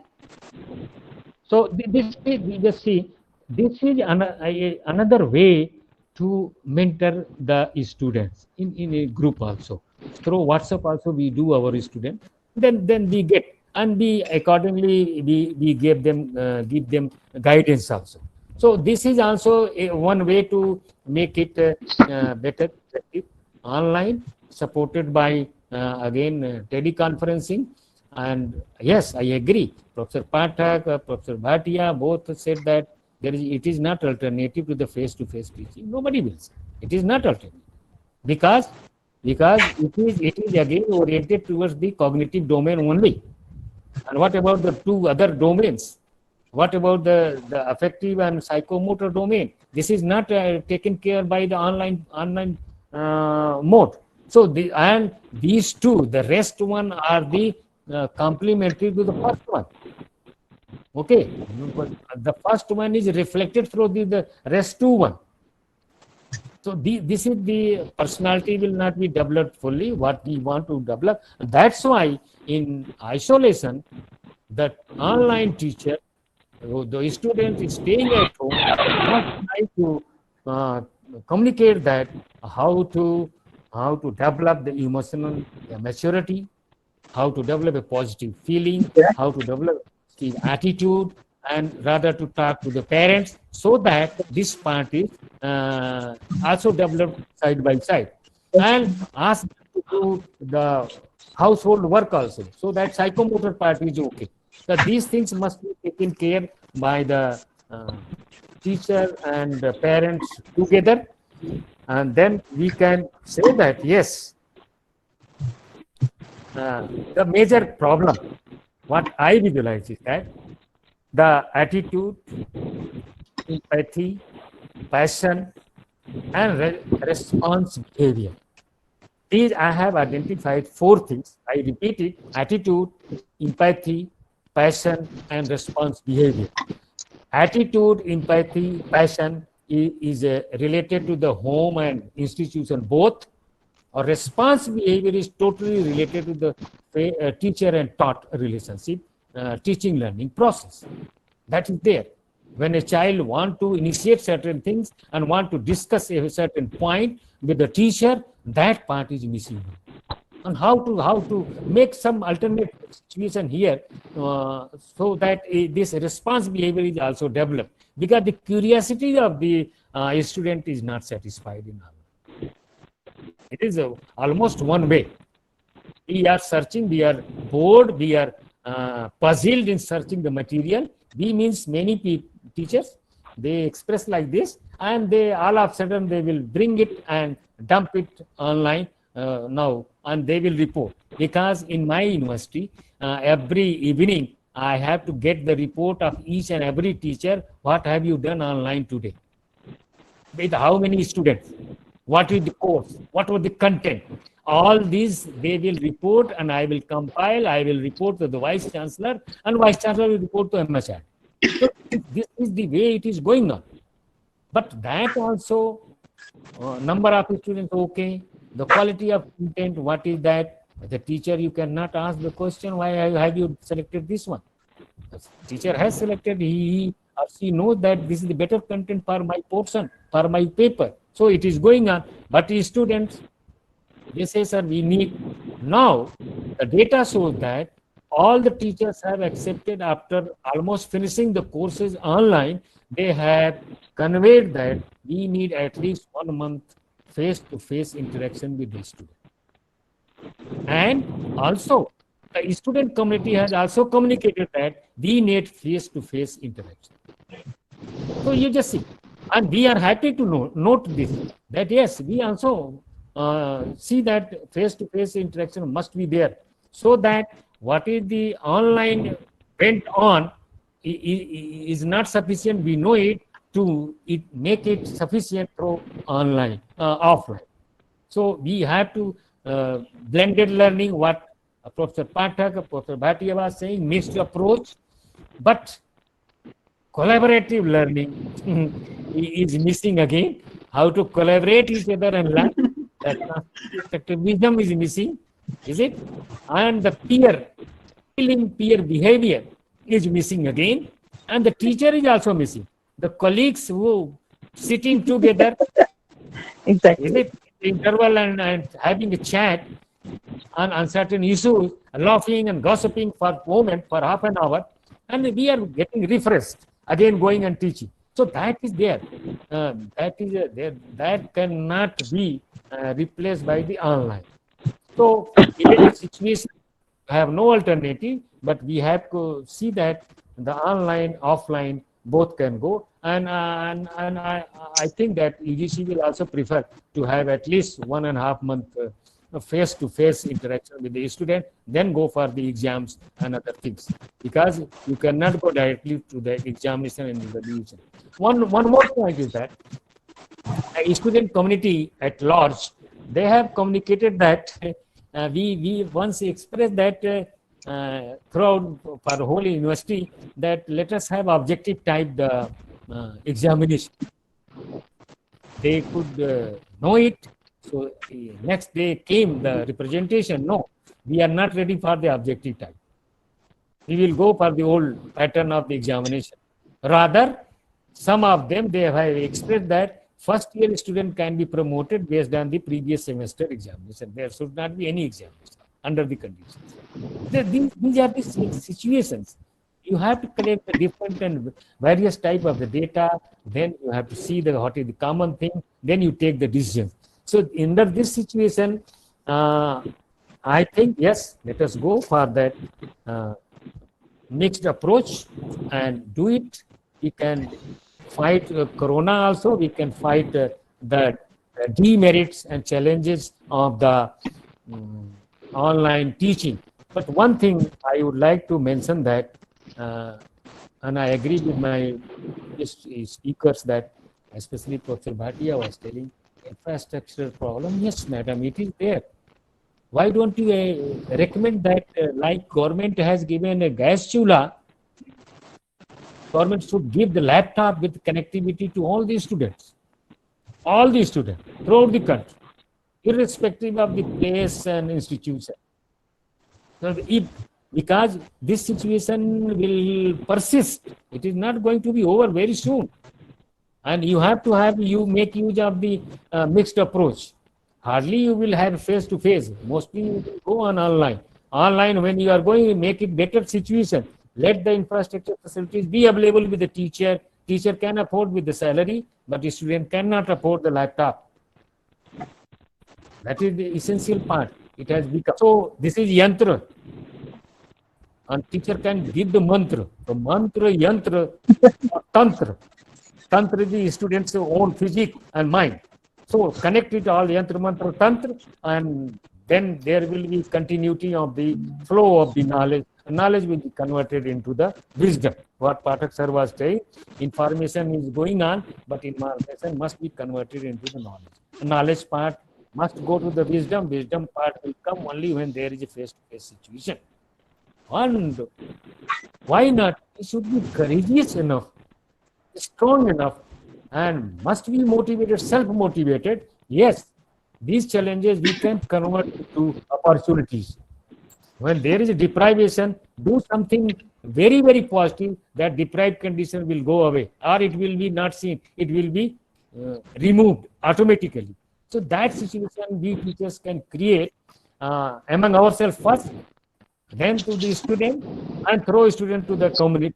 So from teacher, student, community, continuum is required. From online, offline, continuum is required. From Manav, offline को हम बोलते हैं मानव line, और online को हम बोलते हैं यंत्र लाइन. मानव लाइन, यंत्र लाइन, दोनों लाइन जो है एकजुट हो जाएंगे, तो हम एजुकेशन की एक pipeline through out the country हम एक बिछा पाएंगे, और ये थ्रू आउट द कंट्री से हम पूरे विश्व को दे पाएंगे. Please, I have not taken much time. Hello. Yes, sir. Yes, sir. I have not taken much time. Then with these few words, I once again congratulate you for taking the lead for organizing the webinar seminar, and where more than 1100 participants have registered, and you got connected with many people. I'm thankful to you that I could see Professor Bhatia, Professor R.P. Pathak, and in between I saw Professor Vijay Kumar Rai also. And these are we must be knowing by name, but we have not seen each other since long. Bhatia I have seen today only, I think. And Pathak Sahab I have met many times. He is used to come Banaras.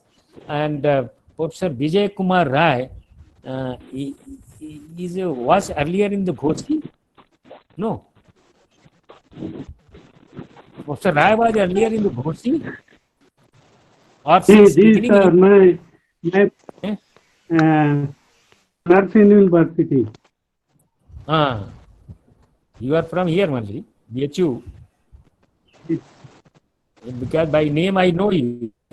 So with these few words, I really am feeling thankful and obliged. आभार है आप लोगों का, आपके जो managing board के members हैं आपके ऑर्गेनाइजेशन के, और आपकी पूरी team. And ultimately, credit goes to Dr. Poonam Pandey. Thank you very much. Thank you, sir. Thank you, sir, for you enlighten us with knowledge and make webinar memorable. Really, sir, आज आपने जो बातें कही वो सूर्य के प्रकाश की तरह हम सबको प्रकाशित कर गई. और वाकई अब आवश्यकता है, सिर्फ शिक्षा देने की आवश्यकता नहीं है, शिक्षित होने के साथ साथ दीक्षित होने की आवश्यकता भी है हमें. जैसा कि हम सभी जानते हैं कि शिक्षण प्रशिक्षण केंद्र देश की ऊर्जा संयंत्र हैं, और उन ऊर्जा संयंत्रों को मजबूती देने के लिए, प्रकाशित करने के लिए आप जैसे वक्ताओं की, आप जैसे शिक्षकों और आप जैसे गुरुओं की आवश्यकता है. आपने अपना कीमती वक्त हमें दिया सर, इसके लिए मैं पूरे जीएनसी परिवार की तरफ से आपसे धन्यवाद करती हूँ. और वाकई सर आज इस वेबिनार को आपने पूरी तरीके से मेमोरेबल बना दिया है। Thank you so much sir. अब मैं रिक्वेस्ट करती हूँ डॉक्टर डी.के. राय सर को, जो हमारे साथ जुड़ गए हैं, कि सर प्लीज आप अपने कुछ, हेलो सर, मेरी आवाज आ रही है? मेरी आवाज आ रही है सर? मेरी आवाज आ रही है? डॉक्टर राय सर प्लीज आप अपने कुछ विचार जो हैं चैलेंजेस ऑफ ऑनलाइन टीचिंग के ऊपर सर अपने विचार रखें। शायद आवाज मेरी कट रही है। नहीं, आपकी आवाज आ रही है। जी। अच्छा, डॉक्टर डी.के. राय सर। हाँ जी, मेरी आवाज जा रही है? Welcome sir, welcome to this webinar. अच्छा जी, ठीक है। आज के वेबिनार को आयोजित करने वाली पूनम मैडम जी और आपके सहयोगी इंदु जैन, प्रियंका जायसवाल, जगमोहन सिंह और किशनवीर सिंह जी, आज के अवसर पर जो टॉपिक मिला है, challenges and effectiveness of online teaching in current scenario, ये आज के संदर्भ के में ही ये टॉपिक समीचीन है। और जैसा कि बहुत जो भी वक्ता अभी तक आए हैं, सभी ने कहा है कि अचानक ही ये ऑनलाइन टीचिंग एक तरह से थोपा गया कहिए, लेकिन ये थोपा गया है, लेकिन आज के संदर्भ में ये आवश्यक था।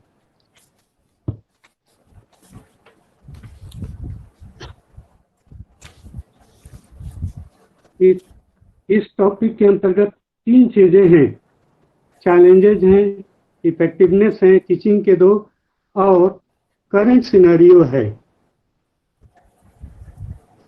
पहले मैं इफेक्टिवनेस के बारे में चर्चा करूंगा कि ऑनलाइन टीचिंग कौन कौन से इफेक्टिवनेस हैं। सबसे तो पहले क्या है कि जब ऑनलाइन टीचिंग हम करते हैं तो फोकस हमारा लर्निंग पर होता है। जैसा कि अभी सर भी बता रहे थे कि हम कॉग्निटिव पर करते हैं, हमारा इफेक्टिव साइकोमोटर नहीं ज्यादा डेवलप हो तो होता है। तो कॉग्निटिव डोमेन हमारा डेवलप होता है इसके थ्रू। तो पहला तो यह है कि इफेक्टिव वे में होता है। इफेक्टिव वे का मतलब है कि हम बढ़िया से उसको पढ़ा लेते हैं, साउंड भी उसमें होता है, हमारा वीडियो भी चलता है, दोनों चीजें इसमें ऑन होती हैं। और कहा गया है कि जब लर्निंग के अंतर्गत खाली सुनने से तो 15% से ज्यादा हम गेन नहीं करते हैं, लेकिन जब हमारा वीडियो और ऑडियो दोनों चालू होता है तो हम लगभग 85% तो वीडियो से हम लेते हैं। तो वीडियो वाला जो पार्ट इसमें होता है उससे हमारी लर्निंग होती है और ज़्यादा इफेक्टिव होती है इससे लर्निंग। इसमें इसलिए जो हमारा मटेरियल होता है उसका रेंज बहुत ही वाइड होता है। हम बहुत तरह के मटेरियल को उसमें प्रेजेंट कर लेते हैं। जैसा कि हम डायरेक्ट टीचिंग में हम करते हैं, जब हम पढ़ाने चलते हैं तो लगता है कि बहुत सारी चीजें मिस हो जाती हैं, हम उसको प्रेजेंट नहीं कर पाते हैं पढ़ाते समय। लेकिन जब हम ऑनलाइन टीचिंग करते हैं तो उसके अंतर्गत एक प्लान्ड वे होता है हमारा, जिसमें सभी कुछ मेंशन होता है और सारे पॉइंट्स उसमें हम पहले ही से मेंशन करके रखते हैं, तो उनके छूटने की संभावना बहुत कम रहती है। दूसरा चीज है कि बेटर क्वालिटी होता है। स्टूडेंट को सपोर्ट के लिए हम ये कहेंगे कि ये बेटर क्वालिटी है। बहुत सारे जब हम ऑनलाइन होते हैं तो जो ऑनलाइन में के रूप में आता है तो उसे सभी बच्चे देखते हैं और बहुत सारी चीजें उसको वो गेन करते हैं। एक जो अभी कोलैबोरेशन की बात आई है, कोलैबोरेशन इफेक्टिव नहीं होता है, लेकिन आज के संदर्भ में कोलैबोरेशन होता है ऑनलाइन के माध्यम से, लेकिन बहुत ज़्यादा इफेक्टिव नहीं होता है। लेकिन हम जैसे टीम वर्क के माध्यम से हम ऑनलाइन टीचिंग कर सकते हैं। उसमें बहुत सारे बच्चे होंगे और एक टीम होगा, तो टीम वर्क प्रभावित उससे होगा, यानी टीम वर्क के रूप में हम टीचिंग इसके थ्रू कर सकते हैं। दूसरा है कि एक्सपीरियंशियल लर्निंग इसमें होती है। एक्सपीरियंस का मतलब ये है कि हम जो भी टेक्निक है, ऑनलाइन टीचिंग के जो टेक्निक्स हैं, उससे टीचर भी अवेयर होता है और स्टूडेंट भी अवेयर होता है। आज के पहले जो टीचर थे वो जानते नहीं थे कि कैसे हम फोन से पढ़ा सकते हैं, कैसे हम गूगल मीट के थ्रू पढ़ा सकते हैं, लेकिन आज के संदर्भ में सारे टीचर टीचिंग कर रहे हैं इसका यूज करके। तो हम टेक्नोलॉजी से जुड़ते हैं, हम उसको टेक्नोलॉजी के माध्यम से इफेक्टिव टीचिंग को बनाते हैं। तो ये टीचर के लिए भी है और स्टूडेंट के लिए, दोनों के लिए है कि वो टेक्नोलॉजी से जुड़ते हैं और टेक्नोलॉजी के बारे में वो जानते हैं, उनको जानकारी मिलती है इसके थ्रू। इसमें क्या होता है कि टीचर पढ़ाता है तो उसका सेल्फ कॉन्फिडेंस डेवलप होता है, और इससे केवल टीचर में ही सेल्फ कॉन्फिडेंस नहीं डेवलप होता है, इससे स्टूडेंट का भी सेल्फ कंसेप्ट और कॉन्फिडेंस डेवलप होता है। इसमें जो टीचर है और स्टूडेंट है, दोनों को नए तरीके से सोचने का अवसर मिलता है, यानी कि provide opportunity to think in new way. इससे जो ट्रेडिशनल टीचिंग में क्या होता है, ट्रेडिशनल टीचिंग में टीचर और स्टूडेंट्स आमने सामने होते हैं, जिससे केवल वो कम्युनिकेट करते हैं। उसमें जो लर्नर है, अगर टीचर के ऊपर है, टीचर अगर चाहे तो सबको एक्टिवेट कर सकता है, अगर वो पैसिव रखना चाहता है तो पैसिव भी रखता है। बहुत कम ही टीचर हैं जो क्लासरूम टीचिंग में स्टूडेंट को बहुत ज़्यादा एक्टिव रख पाते हैं, क्योंकि हमारा टीचिंग मेथड है वो लेक्चर मेथड ओरिएंटेड होता है। लेक्चर मेथड ओरिएंटेड होने के कारण हम उसमें नवीन चीज़ों का प्रयोग नहीं कर पाते हैं। आज के युग में हम टीचर ट्रेनिंग कॉलेज में पढ़ाते हैं कि सभी मेथड को यूज करना चाहिए, टेक्निक को यूज चाहिए, सभी को यूज करने की बात हम करते हैं, लेकिन हम उसको जब बीएड के स्टूडेंट के फ्रंट में होते हैं तो उसको हम यूज नहीं करते हैं। लेकिन जब हम इसका यूज करते हैं, ऑनलाइन जब जाते हैं, तब हम इन सब चीज़ों का साधारण तरीके से, बढ़िया तरीके से हम यूज कर पाते हैं।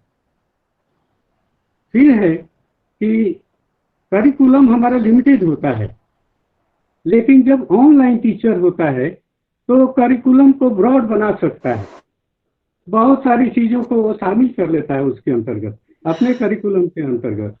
तो जो ऑनलाइन टीचिंग है, क्योंकि ऑनलाइन मटेरियल बहुत ज़्यादा है, उससे मैटर को लेकर के और वो ज़्यादा करिकुलम को या अपने लेक्चर को कॉम्प्रिहेंसिव बना सकता है।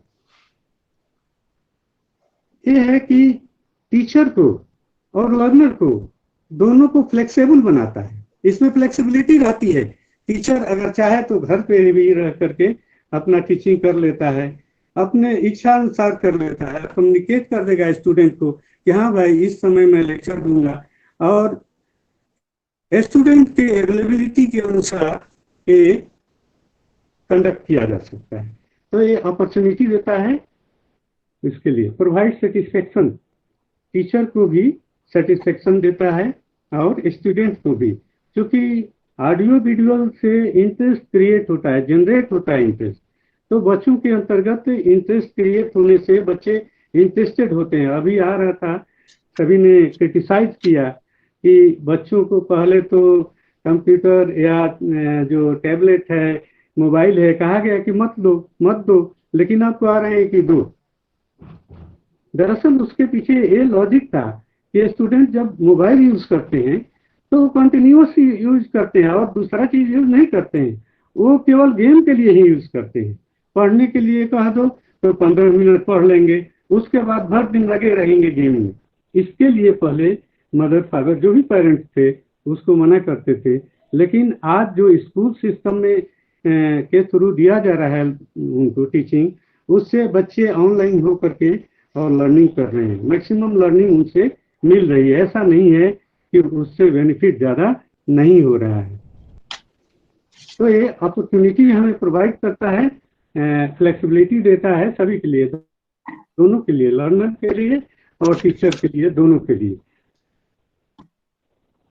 इसमें टीचर को एक मिलती है फैसिलिटी कि वो स्टूडेंट को जाने। जो डायरेक्ट हम जानते हैं स्टूडेंट को वो बहुत ज़्यादा जान सकते हैं, लेकिन इसमें भी क्योंकि इंडिविजुअल डिफरेंस को देखते हुए हम किसी पार्टिकुलर स्टूडेंट के थ्रू हम जान सकते हैं कि उसका क्या है, उसके बारे में हम जान सकते हैं। और जब तक से उसको हम जानेंगे नहीं तब तक से हम टीचिंग नहीं कर सकते।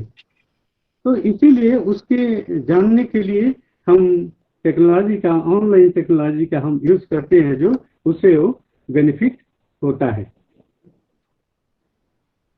इफिशियंसी, इससे जो गेन होती है लर्निंग, वो इफेक्टिव होती है, मच इफेक्टिव होती है देन क्लासरूम टीचिंग। क्योंकि क्लासरूम कभी कभी मोनोटोनस हो जाता है।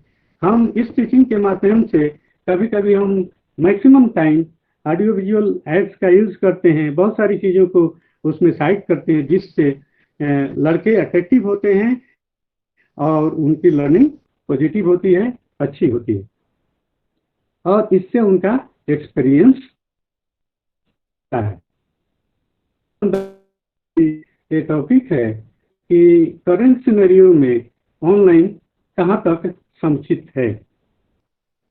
कभी भी जब हम कहते हैं कि एकाएक जरूरत पड़ जाए, एक हमें याद है ध्रुव सामनी है जयशंकर प्रसाद जी की, उसमें उन्होंने कहा है कि जब आदमी चारों तरफ से घिर जाता है, संकट के बादल उसके ऊपर छा जाते हैं, तो उसकी बुद्धि एकाएक खुलती है, तीव्र हो जाती है, और उसमें उसके उस समस्या से निपटने के लिए, उस समस्या से को सुलझाने में उसे मदद मिलती है। एक बिजली सी कौन जाती है उसके दिमाग में। आज के संदर्भ में यही हुआ है कि हमारे जो टीचर कभी नहीं यूज करते टेक्नोलॉजी का, वो आज टेक्नोलॉजी का यूज कर रहे हैं। तो ये भले हम कहें कि उतना इफेक्टिव नहीं है, लेकिन जो भी हम प्रयास कर रहे हैं वो बहुत ज्यादा है इस लॉकडाउन के समय में।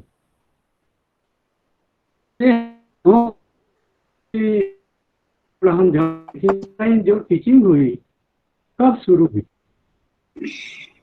ऑनलाइन 1960 में यूनिवर्सिटी ऑफ इलिनॉइस ने यूज किया, और उसका नाम था प्लेटो।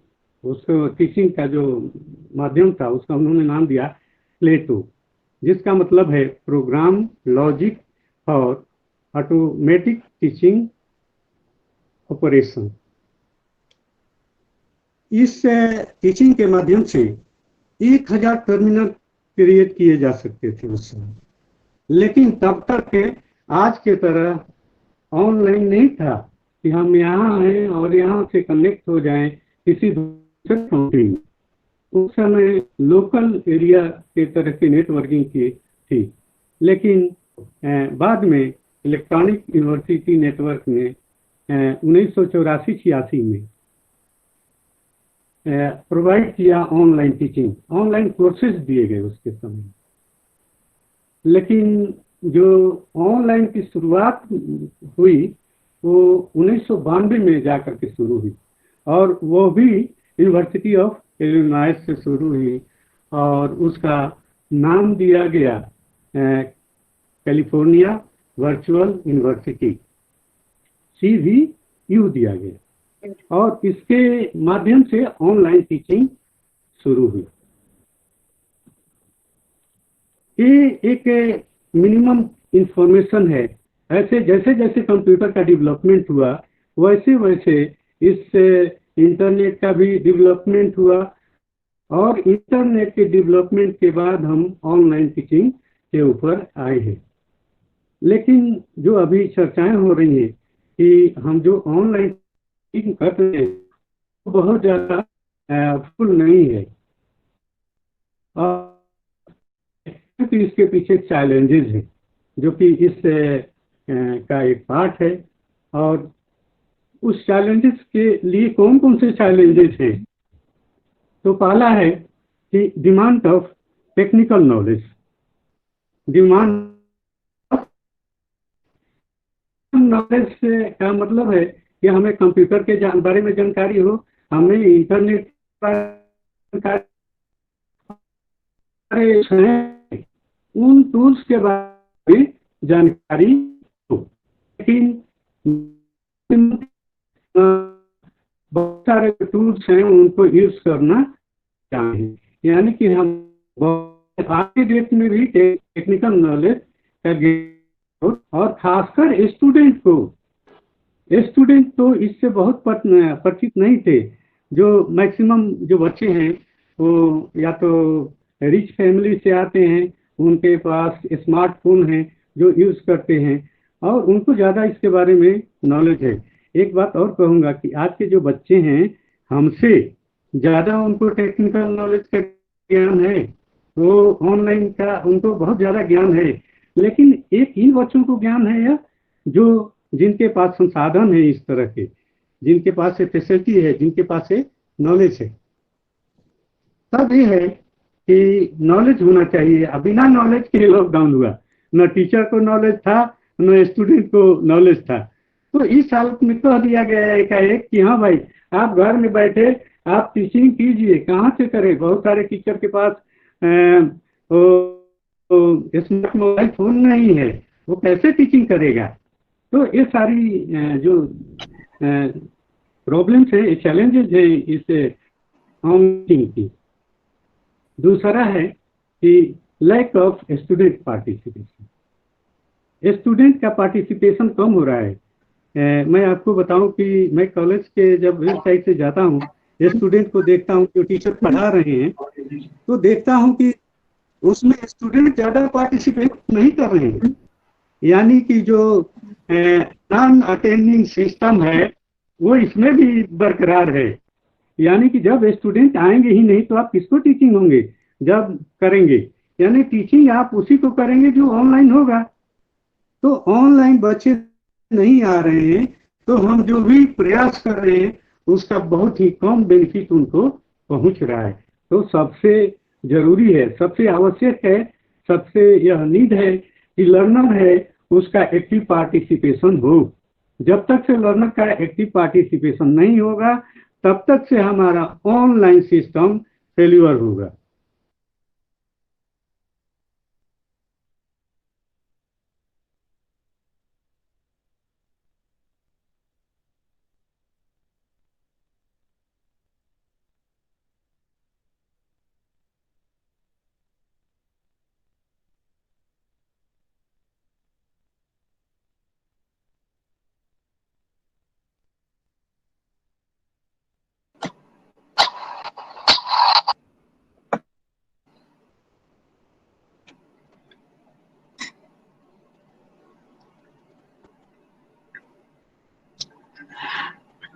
सर किन्हीं अपरिहार्य कारणों से सर की आवाज, शायद टेक्निकल इश्यूज की वजह से सर की आवाज हम तक नहीं पहुंच पा रही है।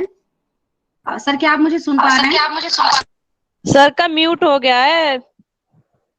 हाँ सर की म्यूट हो गया है मैम। राय सर आपको मेरी, जी सर, राय सर अगर आपको मेरी आवाज आ रही है तो प्लीज आप अपने मोबाइल को अनम्यूट करें।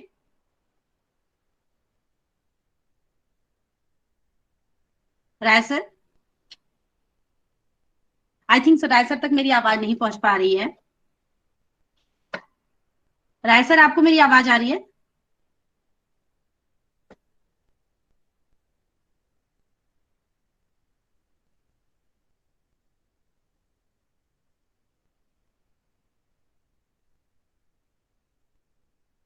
मैं अपने कॉलेज के सेक्रेटरी राकेश सलूजा सर को इनवाइट करती हूँ। सर प्लीज आप माइक ऑन करें और vote of thanks. Saluja sir, अगर आपको मेरी आवाज आ रही है तो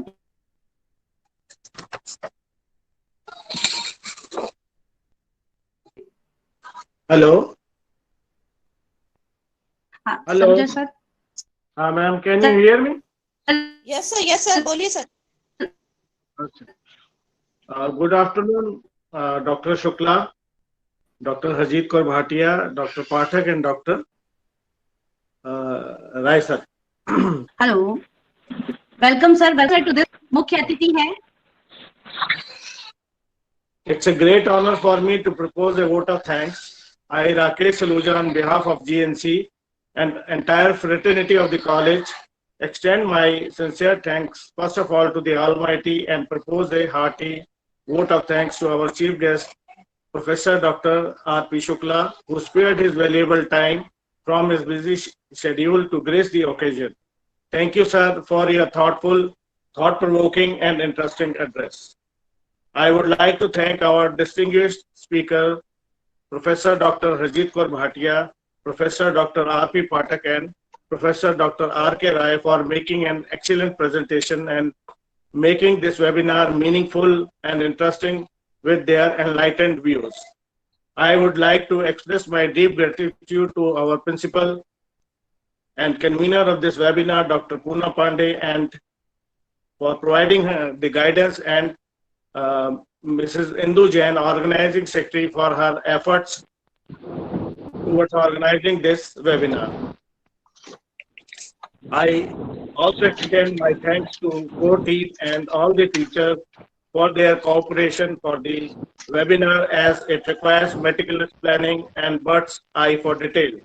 They all are very dedicated and motivated team of our college and who know their tasks well and are very much result oriented. Finally, I thank all the wonderful participants who have turned up in such great numbers. Thank you so much for your cooperation, and once again thanks to all of you for your cordial cooperation. Thank you very much. Thank you so much, sir.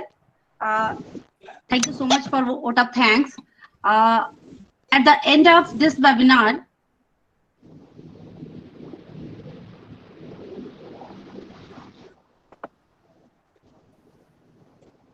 इस webinar के अंत में मैं एक बार फिर से आज के इस वेबिनार के मुख्य अतिथि professor RP Shukla sir, RP Pathak sir, Harjeet Kaur Bhatia madam और doctor V K Rai sir को बहुत बहुत धन्यवाद करती हूँ।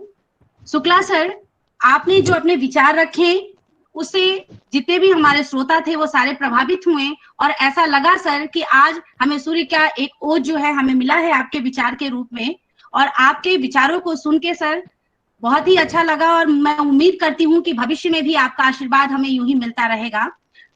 डॉक्टर भाटिया मैडम, पाठक सर और राय सर ने भी अपने विचारों की ओर से हम सबको प्रकाशित किया है। आप सभी का बहुत बहुत धन्यवाद। मैं इस वेबिनार को समाप्ति की ओर ले जा रही हूँ और समाप्ति पे मैं एक कहानी के माध्यम से इस वेबिनार को समाप्त करना चाहती हूँ। कहानी का जो शीर्षक है वो एक ऐसे व्यक्ति की है जो अपने कार्य को बहुत ही मन, लगन और निष्ठा के साथ करता है। आपने देखा होगा कि कोई भी पौधा कितना ही हरा भरा क्यों न हो, अगर हम उसको लगातार सींचते नहीं हैं, उसको खाद पानी नहीं देते हैं, उसकी निराई गुड़ाई नहीं करते हैं, तो एक समय पे वो पौधा मुरझा जाता है और फल फूल देना बंद कर देता है। मैं आपको एक कहानी सुनाती हूँ चंदन काका की। चंदन काका एक ऐसे व्यक्ति हैं जो एक फैक्ट्री में, लकड़ी काटने की फैक्ट्री में लकड़ी काटने का कार्य करते हैं।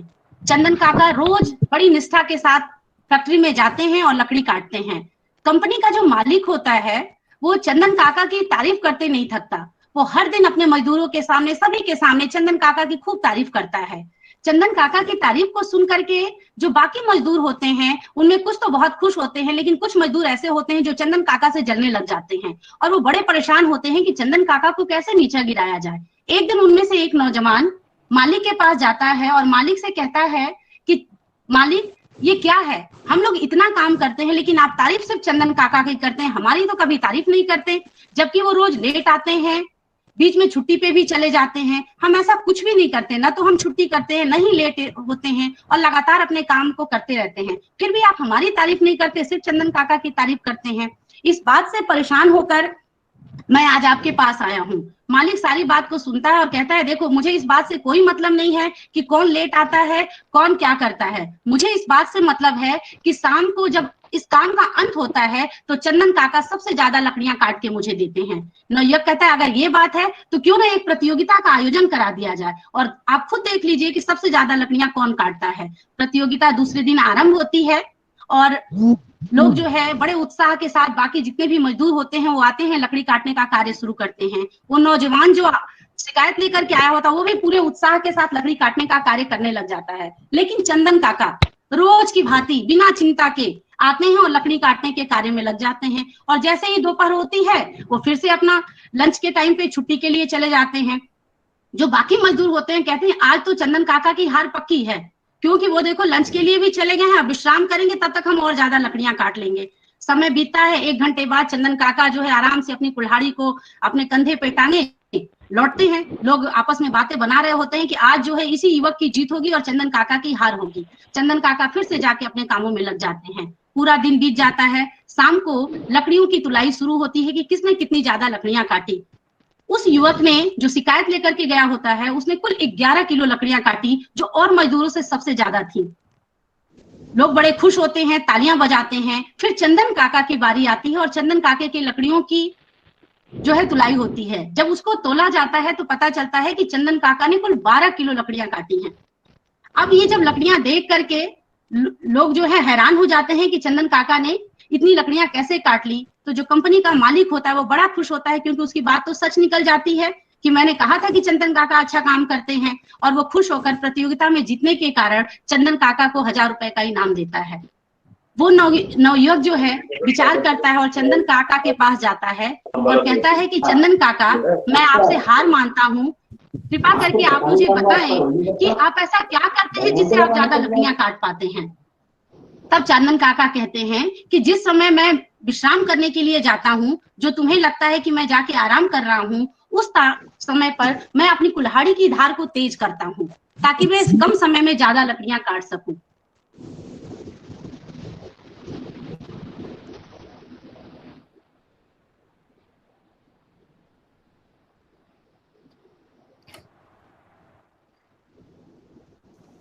मैम आपकी आवाज नहीं आ रही है। इस लॉकडाउन पीरियड में आवश्यकता इस बात की है कि हम अपने कौशल रूपी कुल्हाड़ी को कितना मजबूत करते हैं। में जब यहाँ से लौटें तो पूरी कुशलता के साथ कार्य करें। इस कहानी से यही शिक्षा मिलती है कि इस लॉकडाउन में हमें घबराने की आवश्यकता नहीं है, अपने कौशलों का विकास करना है, किसी से ईर्ष्या करने की आवश्यकता नहीं है, चिढ़ने की आवश्यकता नहीं है, सिर्फ अपने कुशलता के विकास पे ही ध्यान रखना है, ताकि जब हम इस लॉकडाउन के बाद अपने कार्य क्षेत्र में प्रवेश करें तो पूरी ऊर्जा और उत्साह के साथ प्रवेश करें।